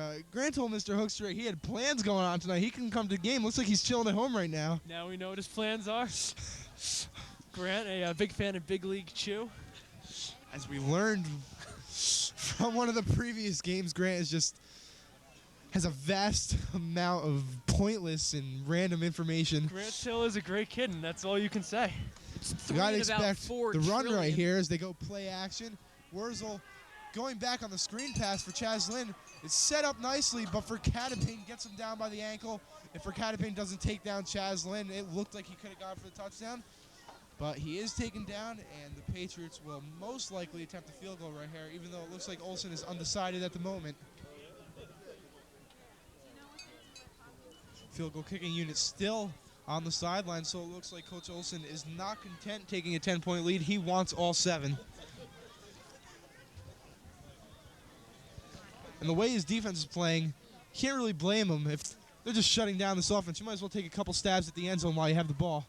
This is really the second best field position you've had all day from the Passaic Valley 21 at take advantage. Wurzel with play action. They're going back to the same screen, and Chaz Lynn has a lot of room, a lead block at the 5-yard line. Chaz Lynn refuses to go down, but is finally taken down at the 5-yard line. It looked like Chaz Lynn's perseverance would allow him to break the plane, but he is finally tackled from behind. That hurt my ears, but he's finally taken down from behind. But the good part about it is the Hornets have horrible field position, and the way this defense is playing, the way Pete DeSico is blitzing from the outside linebacker position, the way we all know Zambelli and Ryan Green play, there could very well be a safety in the books. Joe Giampapa, great player. I'd have to agree.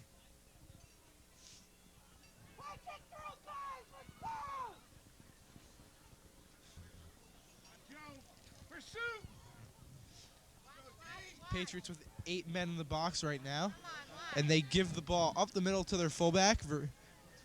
I do not believe that was Verkatepane. Actually, I believe he was lined up as a tight end, although I could be wrong. A very short gain. Actually, no, pretty decent gain, about 6 yards on first down. I think that was Zunin on the carry. Not really sure. It was Zunin or Ortino. Looked like a 30-something.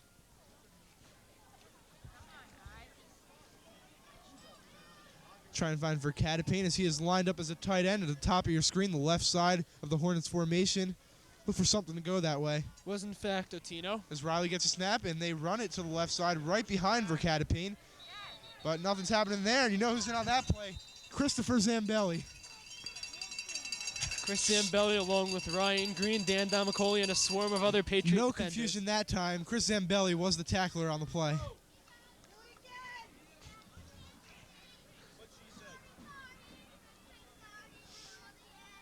Now Brian Pagan will go to the sideline.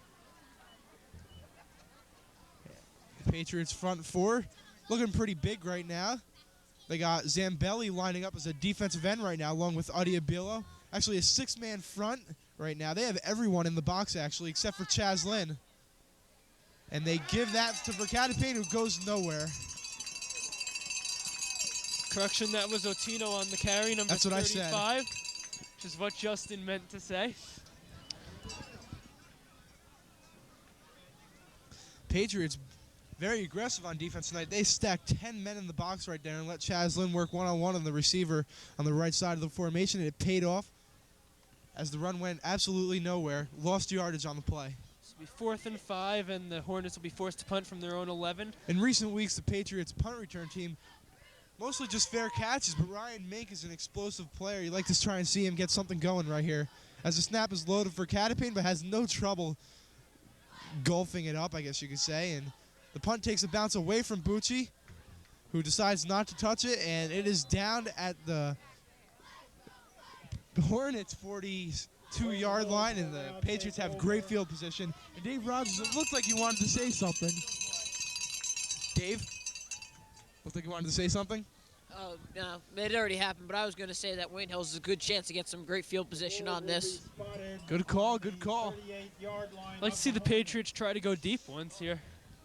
I'd like to see that too. Catch them off guard. They haven't really I thrown want a to see. deep ball Oh, all they're night. taking Chaslin out. I was just gonna say I want to see a long Chaslin run, but I'm not gonna get my wish. Unless. No, I'm not gonna get my wish.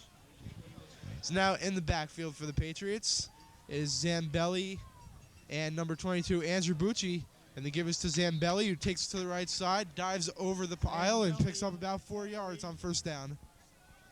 Tackled by number 9, Darren Woolridge. Or 2 yards. So 2-yard gain for Chris Zambelli on the play. So Woolridge quietly putting together a pretty nice game on the defensive side of the Gain ball. about 3 Recovered a fumble, 2 big and tackles. 7. And that is the end of the third quarter. We are at the same score as we were at the end of the half. Still 7-0 in favor of the Patriots. And this defense has just been nasty tonight. Once again, Justin Rubino using the word nasty, and that's really the only way to describe the Patriots defense. It's only 7-0, but it seems like a lot more than that. Gotta give the Hornets credit, though. Not in negative numbers like Cliffside Park. Just kidding, Cliffside Park. I'd like to apologize for all the stabs we've taken at them. We've had some downtime tonight. We've had to, crack a few jokes. Like you said, humor keeps the blood warm, and it's really cold tonight. Really have nothing against Cliffside Park. I don't know anybody that plays for I don't even know where Cliffside Park is. I've never seen Cliffside Park play, but Possibly in Cliffside, we're looking into it. Cliffside Park is from Cliffside, New Jersey. Actually, I'm kidding. I have no idea where they're from. I think Cliffside Park is a town in Bergen County. Either way, great football team, but they're not going to make it past Ramapo. Cliffside Oh, Park is you a know what, town even- that has a high school. Even as an avid Wayne Hills football fan, I don't think anyone's getting past Ramapo. Maybe West Milford. I don't even think West Milford. Ramapo is quite the football team this year. 2nd and 7 on the 36. Seems like most of the Ramapo scout team has cleared out. Only a couple of people left. Wurzel was looking deep for Ryan Mink down the sideline, or Andrew Bucci cutting over the middle. Not sure, as the pass was tipped at the line of scrimmage. So it'll be 3rd and 8 for the Patriots at the 36-yard line. Probably better for Wurzel if that pass was tipped, because if it's not tipped, it's going right into the hands of one of the Hornets defenders. Wurzel under pressure on that play, just trying to get the pass off. And like you said, it looked like it was going to be trouble, but tipped down at the line. Chaslin in the backfield along with Ryan Green. Wurzel with a quick drop, but is taken down from the back by big number 65. Cody, who's number 65? Number 65, Joe Frank. The 300-pounder. Joe Frank, the senior, 6'4", 347 pounds. He is a big mamma jamma. He's pretty small. That was a joke. He's a big mamma jamma. He's a big mamma jamma cubed. Mr. Hookstraight now walking up. Nice punt by Farina, fielded at about the 10-yard line by number 30. Takes it up the right sideline. Farina tackles him out of bounds at about the 48-yard line. Campalango on the punt return. That was Campalango on the return for Passaic Valley. Down by Jesse Farina. Their offense isn't doing much. Maybe if they get some good field position, never know, strike together a few good plays. Like you said, it was another good punt by Farina. Did you mention that Brian Pagan got absolutely 1st and leveled 10 on that play? Hornets on their I own was trying to 46. tiptoe around the subject. Didn't want to mention that, but yeah, he got leveled. It happens. He is still a great player, though. Pagan, good linebacker. Brian Pagan came close to and blocked several punts this year. Monster on special teams, him and Ryan Green. Riley fakes the handoff and gives it to his receiver on the reverse, and he has a lot of room to work with, but it looks like there's a penalty on the play. Number 6, Chrusciel on the carry. Chrusciel on the carry, got good yardage on the reverse. It looked like there was going to be a tackle in the backfield, but he just barely got the handoff. There might be coming back, though. And it is. It looked like the quarterback had a chop block on the Wayne Hills defender. I don't know if that's the call. No, it is holding. And that's a tough penalty to swallow right now. The Hornets. So a bunch of really big penalties have killed the Hornets tonight, especially the one earlier in the first half. Two unnecessary roughness penalties on the same play knocked them back 30 yards and made it a 2nd and 40 situation. First and 20 on their own 36. So now it's 1st and 20 for PV as Riley shouts out the play. Maybe a play change at the line. He receives a snap and drops back to pass. Giampapa showing pressure from the outside, and Riley overthrows his man down the sideline. A similar looking play to the play where Bucci had good coverage on the receiver who went down with the ankle injury, but this time everyone gets up, and that's a good thing. Good coverage by Bucci, a little bit of contact, but it was after the play, and I don't think the ball was catchable anyway. And Jay Leach is up here.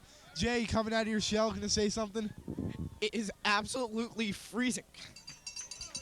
Jay Leach basically saying the same thing everybody else has been saying tonight. It is cold. Yes, Leach, you can leave because you're not adding any insight to the game.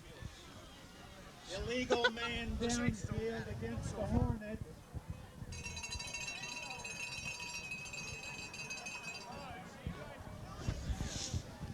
I'm just kidding with you, Jay Leach. Jay Leach, probably, I don't know, maybe second to Rubino in most active TV club member, would you say? It's quite possible, but you know, that's me. I'm holding my hand up really high right now, and this is Leach. I'm holding it a little lower. And you know what, Cody? There's another penalty on PV right now. They got first and a lot to go. 2nd and 25. That's still first down. And Giampapa once again putting pressure on. They're going for the same streaking play down the sideline, but nothing's happening. Once again, an overthrow by Riley. Riley's got a pretty good gun, though. Riley, he showed it. The pass that he threw, the play before that, where Bucci broke it up, it was a nice pass. Perfect spiral. Yeah, Bucci's had good coverage all night long, though. He's been covering those receivers like white on rice. So let's see here. We got 3rd and 25. I think the sign across the field is a little off. But if Wayne Hills can force the punt here and do a long drive on the next, they could wrap this game up. I'd have to agree. So now 2nd and over 20 yards for the Hornets. And they're going to play conservative and give it to Rodriguez up the middle, who's nailed 2 yards past the line of scrimmage.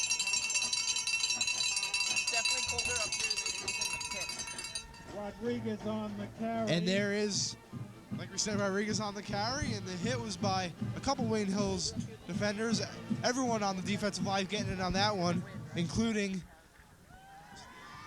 the big mamma jamma. What's his name? Dave Lauren on the tackle. Rogers. That's your cue. The big mamma jamma with the tackle. What's his name? Dave Learn or Dan Damacoli? Which one was it? Who's the big Dan mamma jamma? Damacoli. Dan Damacoli. The big. Mamma Jamma.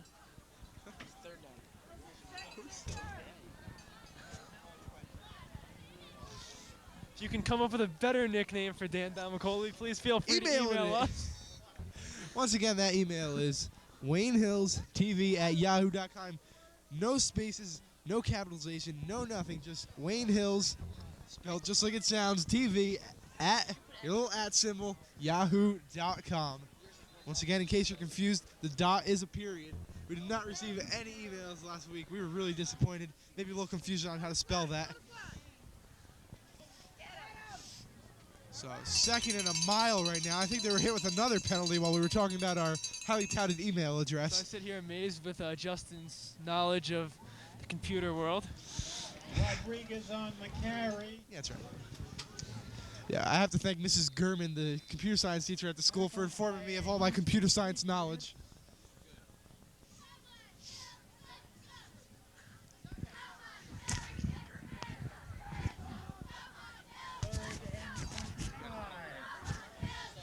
So 3rd and 25 for VV. Kind of clueless what they're going to do now. If they're going to go for it or just run it up the middle and play conservative ball. Maybe trying to draw Wayne Hills offside and gain back 5 yards, but that does not work, and they're forced to call a timeout. It is still 7-0, the same score that we had at the end of 2 quarters. So we've got a update on the injury report. Broken ankle. The kid's going to be on crutches for about 8 to 10 weeks. It's a sad story, but I wonder if he plays basketball, if he's going to miss a season of athletics. Yeah, you never want to see that happen to anyone. Even if it's a player on Ramapo, you don't want to see that happen. If you missed the first half, one of the Passaic Valley wide receivers went down. We're informed at halftime that it is a broken ankle. He was taken off in an ambulance. Once again, I have nothing against Ramapo. Just thought some of the parents would appreciate that comment. No one heard it, though. It just seems like such a harmless play.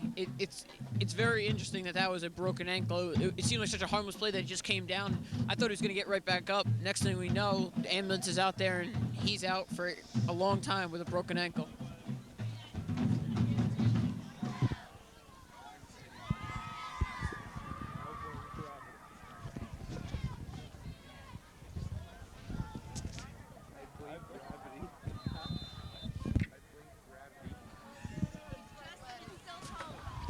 Update from Mrs. Hollick, our new weather woman. It is still freezing out here. Thank Mrs. Hollick. So we will for be the going weather down updates. for periodic updates from Mrs. Hollick for how cold it is. Right there, an incomplete pass thrown at the feet of Vercatapane as number 51, Dave Lurin, was in the backfield, and he was about to lay a devastating hit if he didn't get that off. Number 51. After 51, Dan Domicoli, my bad. Dan Domicoli, Dave Lurin, number 56. They're both big man pajamas. It's amazing that after like 8 weeks of this, dude, Justin, you still get the numbers wrong. Hey, lay off. It was an honest mistake. They're both big, they're both nasty. Justin, not the greatest with names, but he is one nasty announcer. Yeah, that's right. Can't deny it. And another bad snap, the second time in a row. Vercatapane having trouble falling on it. And it doesn't really matter who recovered it, because that is where Wayne Hills is going to get the ball all the way down inside the goal line. First and goal to go. Ryan Green or Brian Pagan. It appears Ryan Green. And if the Patriots can punch it in right here, the way this defense is playing, it could be over. So Ryan Green and Brian Pagan, both monsters on special teams this year, and they showed it there. Brian Pagan also had some great rush on his side of the line. He's been a dominant force in the special teams. Mrs. Hollick, is it still cold? The ball is spotted on the 10-yard line where it will be first and And we're actually gonna get hand warmers from Mrs. Hollick, the grade A weather woman. I'd like to thank the several people that have given us hand warmers. We're gonna have to write a good recommendation to ABC when she applies there for the 10 o'clock news. So I'm not sure who was on the carry, but he'll drag the ball 5 yards to. That was Warzel. First, assistant coach Doug Lehman threw us some hand warmers, and now some of the Wayne Hills parents getting in on the action. Everyone in a generous mood tonight. And when your kids' team is playing like this, why not? That was Nick Warzel, the quarterback on the carry. Quarterback keeper, about a 4-yard gain. It'll be 2nd and 6 from the 6-yard line. So I guess that'd be 2nd and goal. Do you know if Vercatapane is he a senior? Yeah, he's a senior captain. Has he been approached by any college programs? It would be hard to believe he hasn't, because he is a great football player. That's pretty much. Well, back to the action right now. Looks like Chaz Lynn got to the pylon. Did he? And he did. Chaz Lynn, touchdown. The signal from the referee is indeed a touchdown. Back to Nick Vercatapane, though. He is the only player the Wayne Hills coach has talked about this week. Like we said, no matter where he's lined up, the play is most likely going to go to him. If he's a receiver, the pass is going to go to him. So it's got to be pretty hard to believe he's not being heavily recruited by at least a couple of D1 schools. For the most part tonight, that assessment has been right. Wherever he is, the ball goes. And with that touchdown, that'll probably conclude my night for tonight. I have some plans to get to, but anyways, I want to thank. Let me know how Elf was. I will let you know how Elf was. I want to thank Mr. Hookstrake for letting me be in the booth. I want to thank Justin and Cody for doing a great job. Hopefully, we'll knock off Rampo. We'll go to Giant Stadium, and we'll do another game for you, folks. We'll see you again there, Dave. This is not the last time we've heard from you. This is definitely not. So Denigris' extra point is good, and that'll give the Wayne Hills Patriots a 14-0 lead over the visiting Passaic Valley Hornets. You know what? 8:03 left here in the Just for fourth Mr. quarter. Raffini's sake, I like to see PV score 6 points, make it 14-6. Mr. Raffini would not just be a nasty chains man, he'd be a nasty prognosticator. As much as I'd love to see Mr. Raffini's prediction come true, I don't think it is. This Patriots defense has just been dominating. Plain and simple, they haven't given up anything. They have a lot of playmakers on defense. I think we've filled everyone's game on defense tonight. Chaz Lynn's been on a few plays, so has Bucci. Kavanaugh's been all over the place. Zambelli, DeSico, Giampapa, Lurin, Domicole, everyone's been there tonight. Justin Rubino just naming the entire Wayne Hills defense. There's no number on the back of them, I can name them all. Warzel gets set to kick it off. When they all got the 33s and 34s when I get confused. Kim Pigliano and Shrek back to return the kick. Wurzel with a high kick. Pretty short though, only reaching the 15-yard line. And there's a lot of running room in this. He is caught from behind. It looked like he might have went all the way, but is finally taken down at the 45-yard line. For most teams, you would say it's pretty good field position, but the way the Patriots defense is playing, I don't think it matters. No, I don't know if you saw it there, but Nick Warzel just destroyed Brian Rodriguez. Devastating block, Ray Lewis style. I think you know about the hit I'm talking about. Monday Night Football. Broncos Ravens. Ray Lewis leveling Delta O'Neal. You don't? Well, if you don't, you should see it one day because it's the nastiest hit I've ever seen in my life. Cody is speechless. You with me, Cody? Doesn't look like it as Riley rolls it out to his left. Those are with his left hand. I thought he was a righty, but you know, looked like he was throwing with his right hand all night. Doesn't say it on the stat sheet, but I believe he's been throwing with his right hand all night. Right there, rolling out to his left, slinging it sidearm, left-handed. Haven't really seen him throw the ball too much. I believe that was only his second or about his fourth pass on the night. 4 yards, 2nd and 6. Bring up 2nd and 6 from their own 48-yard line.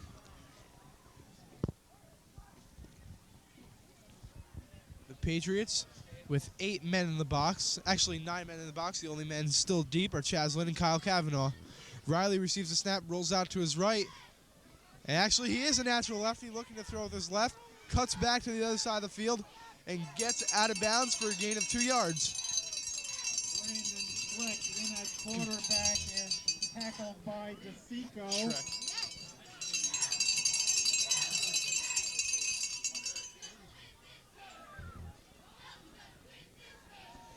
Gain of 3. Actually, I think that's where the confusions come from. I think, as Mr. Menzies just said, Brandon Schreck might be the quarterback in, and we had saw Pat Riley all day. Pat Riley started the game, and Pierce Schreck, number 7, is listed as a quarterback, and he is lined up at quarterback. That is where the righty-lefty confusion came from. Completely different quarterback right now, trying anything to get this offense a little spark under them. Pat Riley is not a switch-throwing quarterback. The give is up the middle to number 2, Rodriguez, who goes nowhere. And there's the junior defensive end, Joe Giampapa, in the backfield, making a great third down tackle.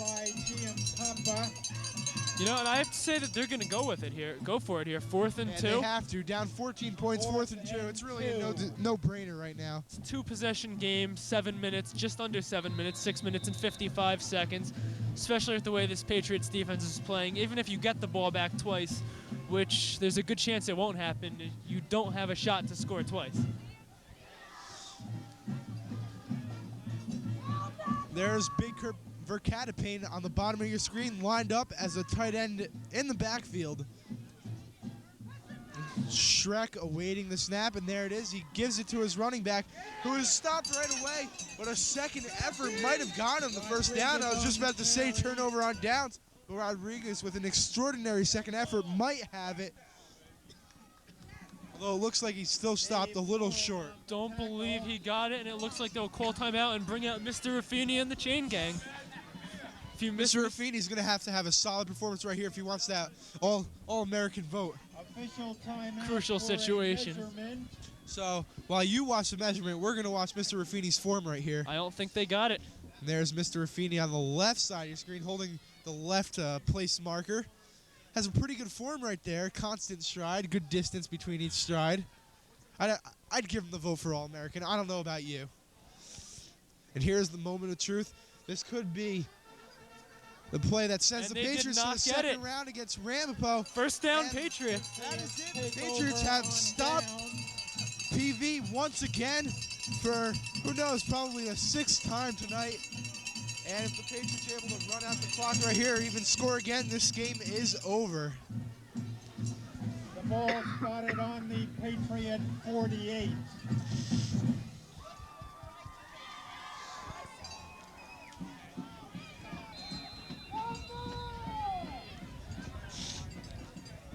Scott Gielock runs to the line, the senior center for the Wayne Hills Patriots, and Ryan Mink is the lone wide receiver. They're bringing 2 tight ends. The give is to Ryan Green up the middle, and he gains about 6 yards. Green doing a nice job leveling number 30, Peter Campliano. On the carry. Pete Campolango Always nice to see a on running the back that can take tackle. some defensive players with him. Keeping those knees Pickup of moving. 6. 2nd and 4. And a timeout by the Wayne Hills Patriots. So with 5:55 remaining in the 4th quarter of this first round matchup, the Wayne Hills Patriots lead the Passaic Valley Hornets 14-0.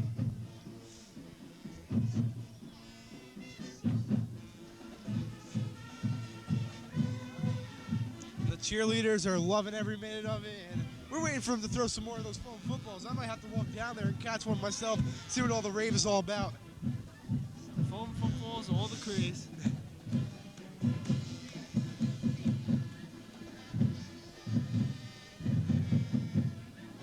Take this time to give a shout out to everybody down in the tent, as well as all the cameramen. Do a nice job. Not as good as us, but a good job nonetheless. Justin very modest, but it's true. No, I'm only kidding. Everyone here at the Wayne Hills TV program puts forth a great effort every week. We wouldn't be able to bring you these games without them, and we want to give a special shout out to everyone down the pit and everyone working the camera right now, and especially Mr. Hook Street. Everyone loves Mr. Hook Street. Kind of like everyone loves Ray Morano.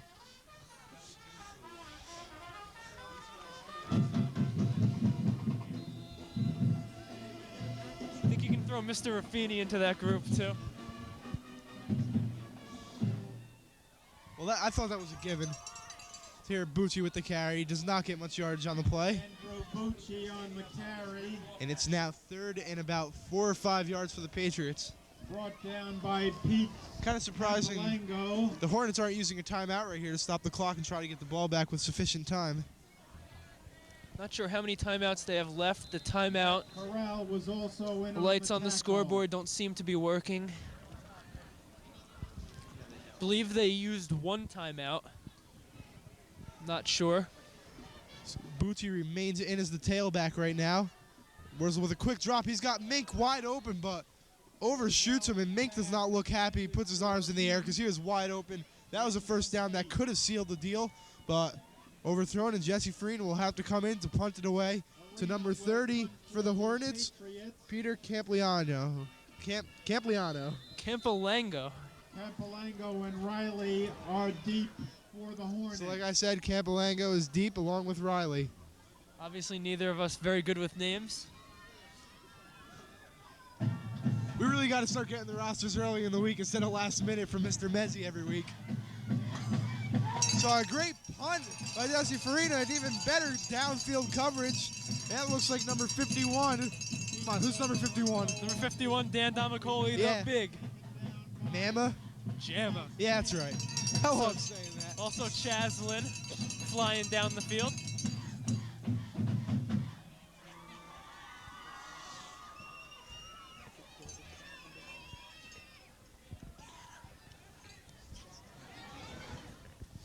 So right now with 5 minutes left, we're going to try and find someone to interview because it's getting a little tedious up here in the booth. Just calling the game. We want to add a little spice to this stuff. Mrs. Zambelli has already turned down an interview opportunity. Mrs. Hollick has given us hand warmers and informed us that it's very cold, so she did her duty tonight. We got Mr. and Mrs. Cavanaugh on our right. Maybe they want to add a few words to the telecast. And they both shake their heads no, but they got the cowbells going, so it's all good. They want an interview. Broken up by Chaz Lynn. So Mr. Kavanaugh reluctantly making his way over here for an interview.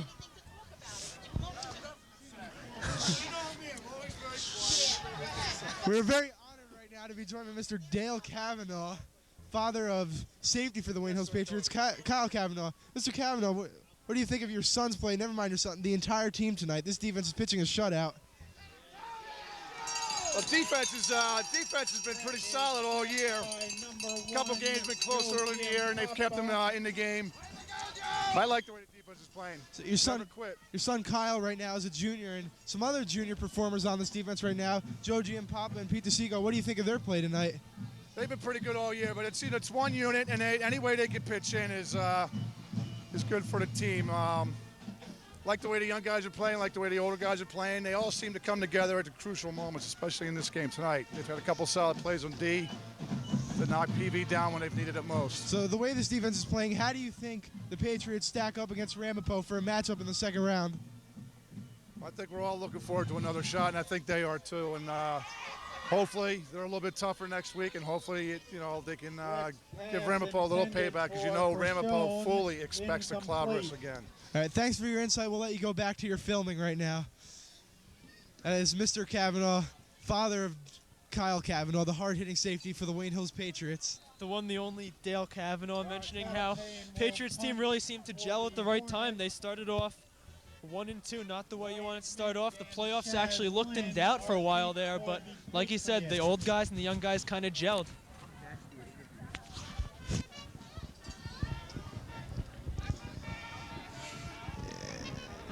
Verkadepane gets the punt off. It looks like Mink is thinking about fielding it, and he does. He picks it up at the 48-yard line, puts together a few juke moves, and picks up good yardage for the punt return, just around 10 yards. And anything over 5 yards on a punt return is good stuff.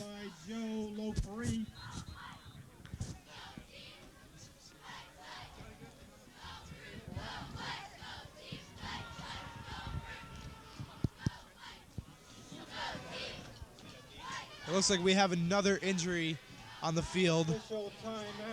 Not sure who is the injured player or what is the injury, but if we are able to find out, we'll let you know as soon as possible. Appears to be number 84, Matt Corral, sophomore tight end. 6'1", 190 pounds.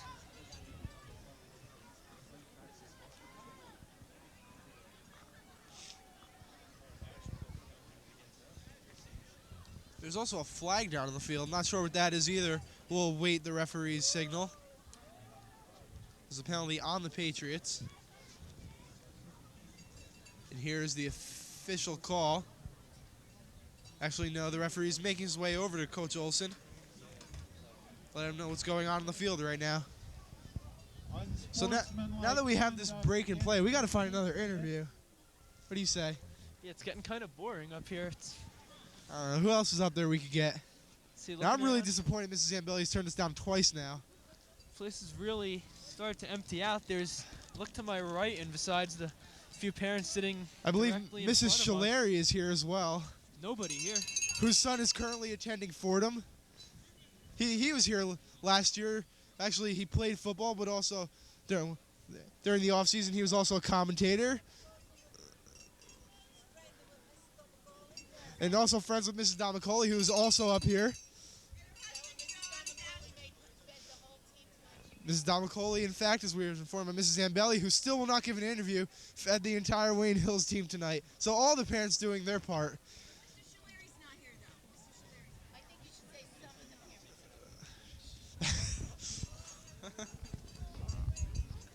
Like we said, Dan Shalari, currently attending Fordham. He was a defensive end for this championship team last year, and like we said, during the offseason, helped us do some commentating for hockey and baseball and basketball, all that good stuff.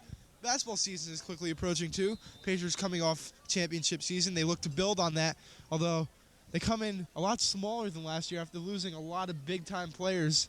Anytime you lose Greg Olson, 6'6", it's going to be hard to make up for, but they have some talent. Not much size this year, though. I mean, Zambelli's a big kid, but besides that, not much size this year for the Wayne Hills Patriots basketball team. Going to see how they're compensate for that.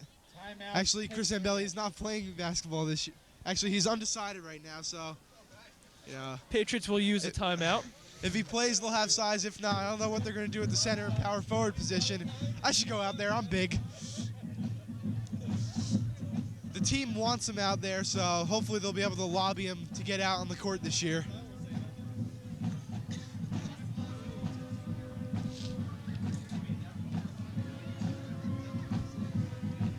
And here is the cheerleading line down on the track.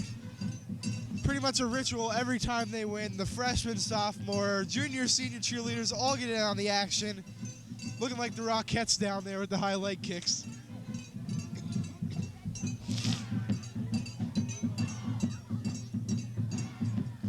Yeah, I should go out for the basketball team this year. I'm a big kid. I can play center. Can you shoot the ball? Yeah, pretty decent from about 15 feet. No, I'm just kidding. I'm not going out for the team. I did my freshman year, but that was it for me. Same thing with me. Me and Something else we have in common. Me and Cody decided we're nastier at commentating. We should put our minds at one thing, and that's commentary.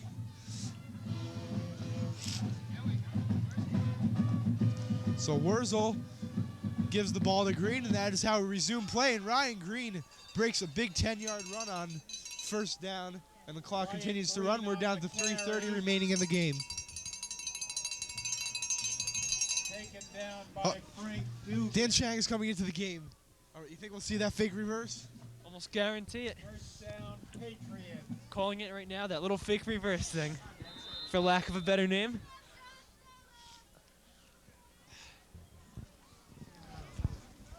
So the Passaic Valley side of the field, pretty much empty. Chang lining up as a wide receiver all the way to the top of your screen.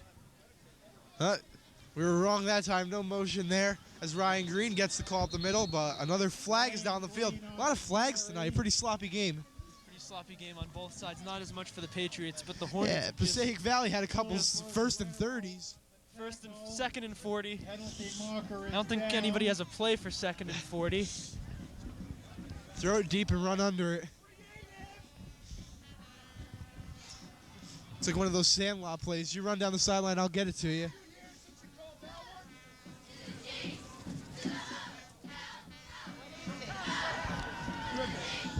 It might be freezing out, but you got to give the Ramapo fans some credit. The Ramapo players and coaches and scouts are still here scouting these teams till the very last play. So it looks like if Ramapo can win their first round game, it'll be a rematch. Wayne Hills against Ramapo. We don't know what happened the first time, although we'd like to forget what happened. Wayne Hills, though, is on a pretty good streak right now. Their defense is just playing amazing. Gotta imagine they're going to let up less than 42 points next time they face. Speaking of that Ramapo game, Coach Jesus said the Ramapo team had five third and more than 10, and they converted all 5 times, and 4 of those times they went on to score touchdowns. So if they could stop them in the big third downs, who knows? That's 28 less points. So you got to figure maybe Ramapo only puts up 14 points, and it's an entirely different ball game. Also, if Chaslin doesn't get hurt. Chaslin got hurt early on in the first quarter and had to come out of the game. So definitely do not count this Patriot team out next week against the Ramapo Green Raiders.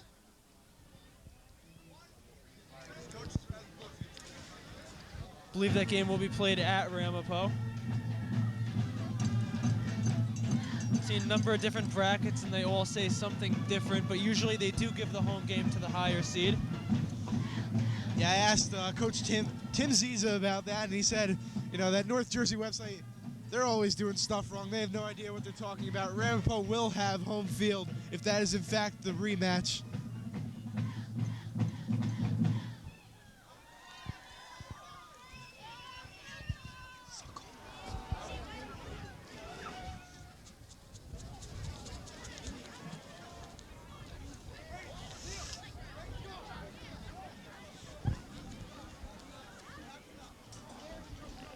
So a lot of time stoppage here in the fourth quarter. Seems like this fourth quarter is taking forever, as there's only 2:23 left in the game. The Patriots still hold a 14-point lead, pitching a shutout right now. And a fake reverse to Bucci, and Ryan Mink is wide open. This could be the dagger in the coffin. And short-handed Ryan Mink with a great catch. A pretty good pass by Nick Wurzel. And it's safe to say that is the ball game. Wayne Hills is going to meet Ramapo next week to decide who goes to the state championship. Dagger in the nail in the coffin right there. Nick Wurzel threw a perfect pass. Ryan Mink, the receiver, was defended by two Passaic Valley defenders. Like Coach Olson said, Ryan Mink is the best receiver he's had since Bill Monin, and he showed it right there with a great catch in the end zone. I was going to say before, Wurzel threw it where only Mink could get to it. I don't even think the two defenders even saw the ball. Right over his outside shoulder, fell right into his hands. Ryan Mink fell to the ground, came up with the ball, did a little dance, did a little celebration. Let them know Wayne Hills is here for real. You know, I mean, if Nick Wurzel plays like he did tonight and not like he did a couple weeks ago against Ramapo, I think they have a real shot at beating Ramapo. The Wayne Hills passing game tonight featured the Wurzel to Mink show, as they've hooked up, I believe, 6 times tonight, and this time for the touchdown. 6 a rough estimate, as we are still having an open statistician job. Anyone want to join, let us know. WayneHillsTV@yahoo.com. And so a quick score right there for the Patriots, and time stops again. Once again, this fourth quarter is just dragging on and on and on.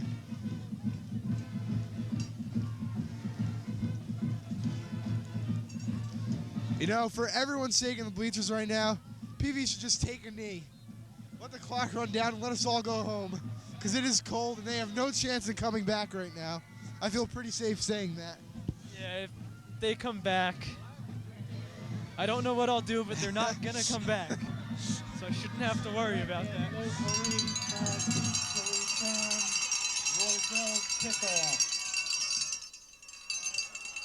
So Wurzel gets ready to kick it away. And there's the whistle from the ref, and here comes Wurzel. Boots it away. A very good kick, actually. All the way to the 9-yard line, where he drops the kick. And DeSico slips, and he gets by Giampapa, and he gets by Pagan. And he puts on a move on Wurzel, who does not let him get any farther. So what looked like disaster turns into success for the Passaic Valley team, but too little, too late.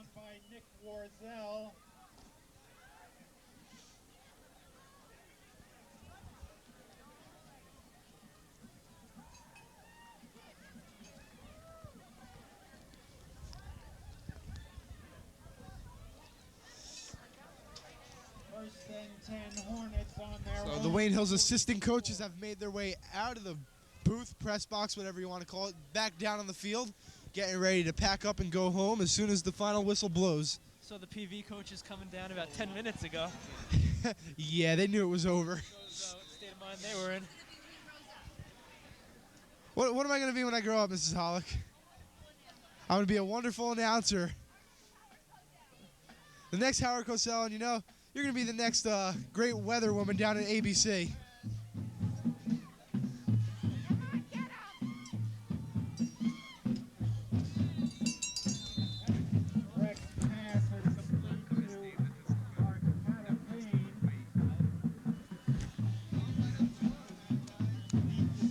Mrs. Hollick, you could be the next Al Roker, the female version, minus all the weight. All right. So now that we've agreed on what we're both going to do later in our lives, the Wayne Hills Patriots hold a 21-0 lead against the Passaic Valley Hornets. And the cheerleaders giving their end of the game cheer. And PV, though, is not just going to sit down. They want to put some points on the board, maybe for just a little pride, but nothing doing there, as Pete DeSico is in on the sack. And the clock continues to tick down as we are approaching 1 minute remaining in the ball game.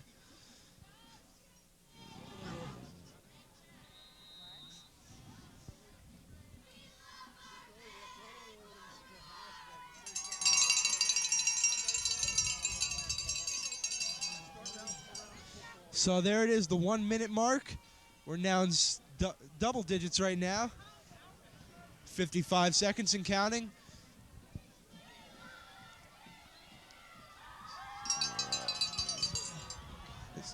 DeSico in on the blitz again. In fact, Adiabilo in there too. And don't discount Dave Lurin as all three are in for the sack.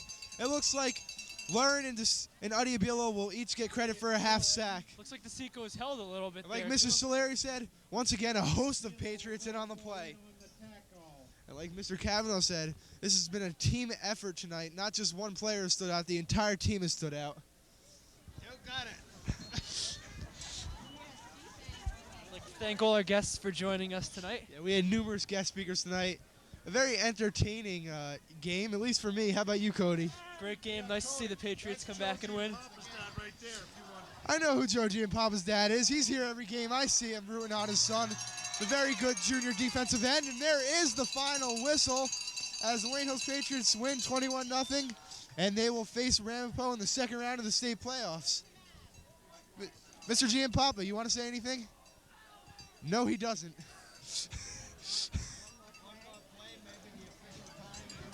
So it looks like there's going to be one more play.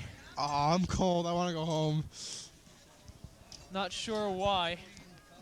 Unsportsmanlike conduct, so it shouldn't matter, but It is on Passaic Valley, though, so that should be the last play of the game. I believe there's a rule saying the game cannot end on a defensive penalty, but it can end on an offensive penalty. And I agree, that's a pretty bad call. That should have been the last play of the game. Timeout, Patriots. What's the point in calling that penalty anyway? The game is over. no point. It looks like the clock was already at 0 with 21-0 Hills lead. Seriously, what is the point of that? They're just going to freeze a little more now. And the parents agree. But the parents are smart. They're making their way down. No time has run out. The game cannot end on a penalty.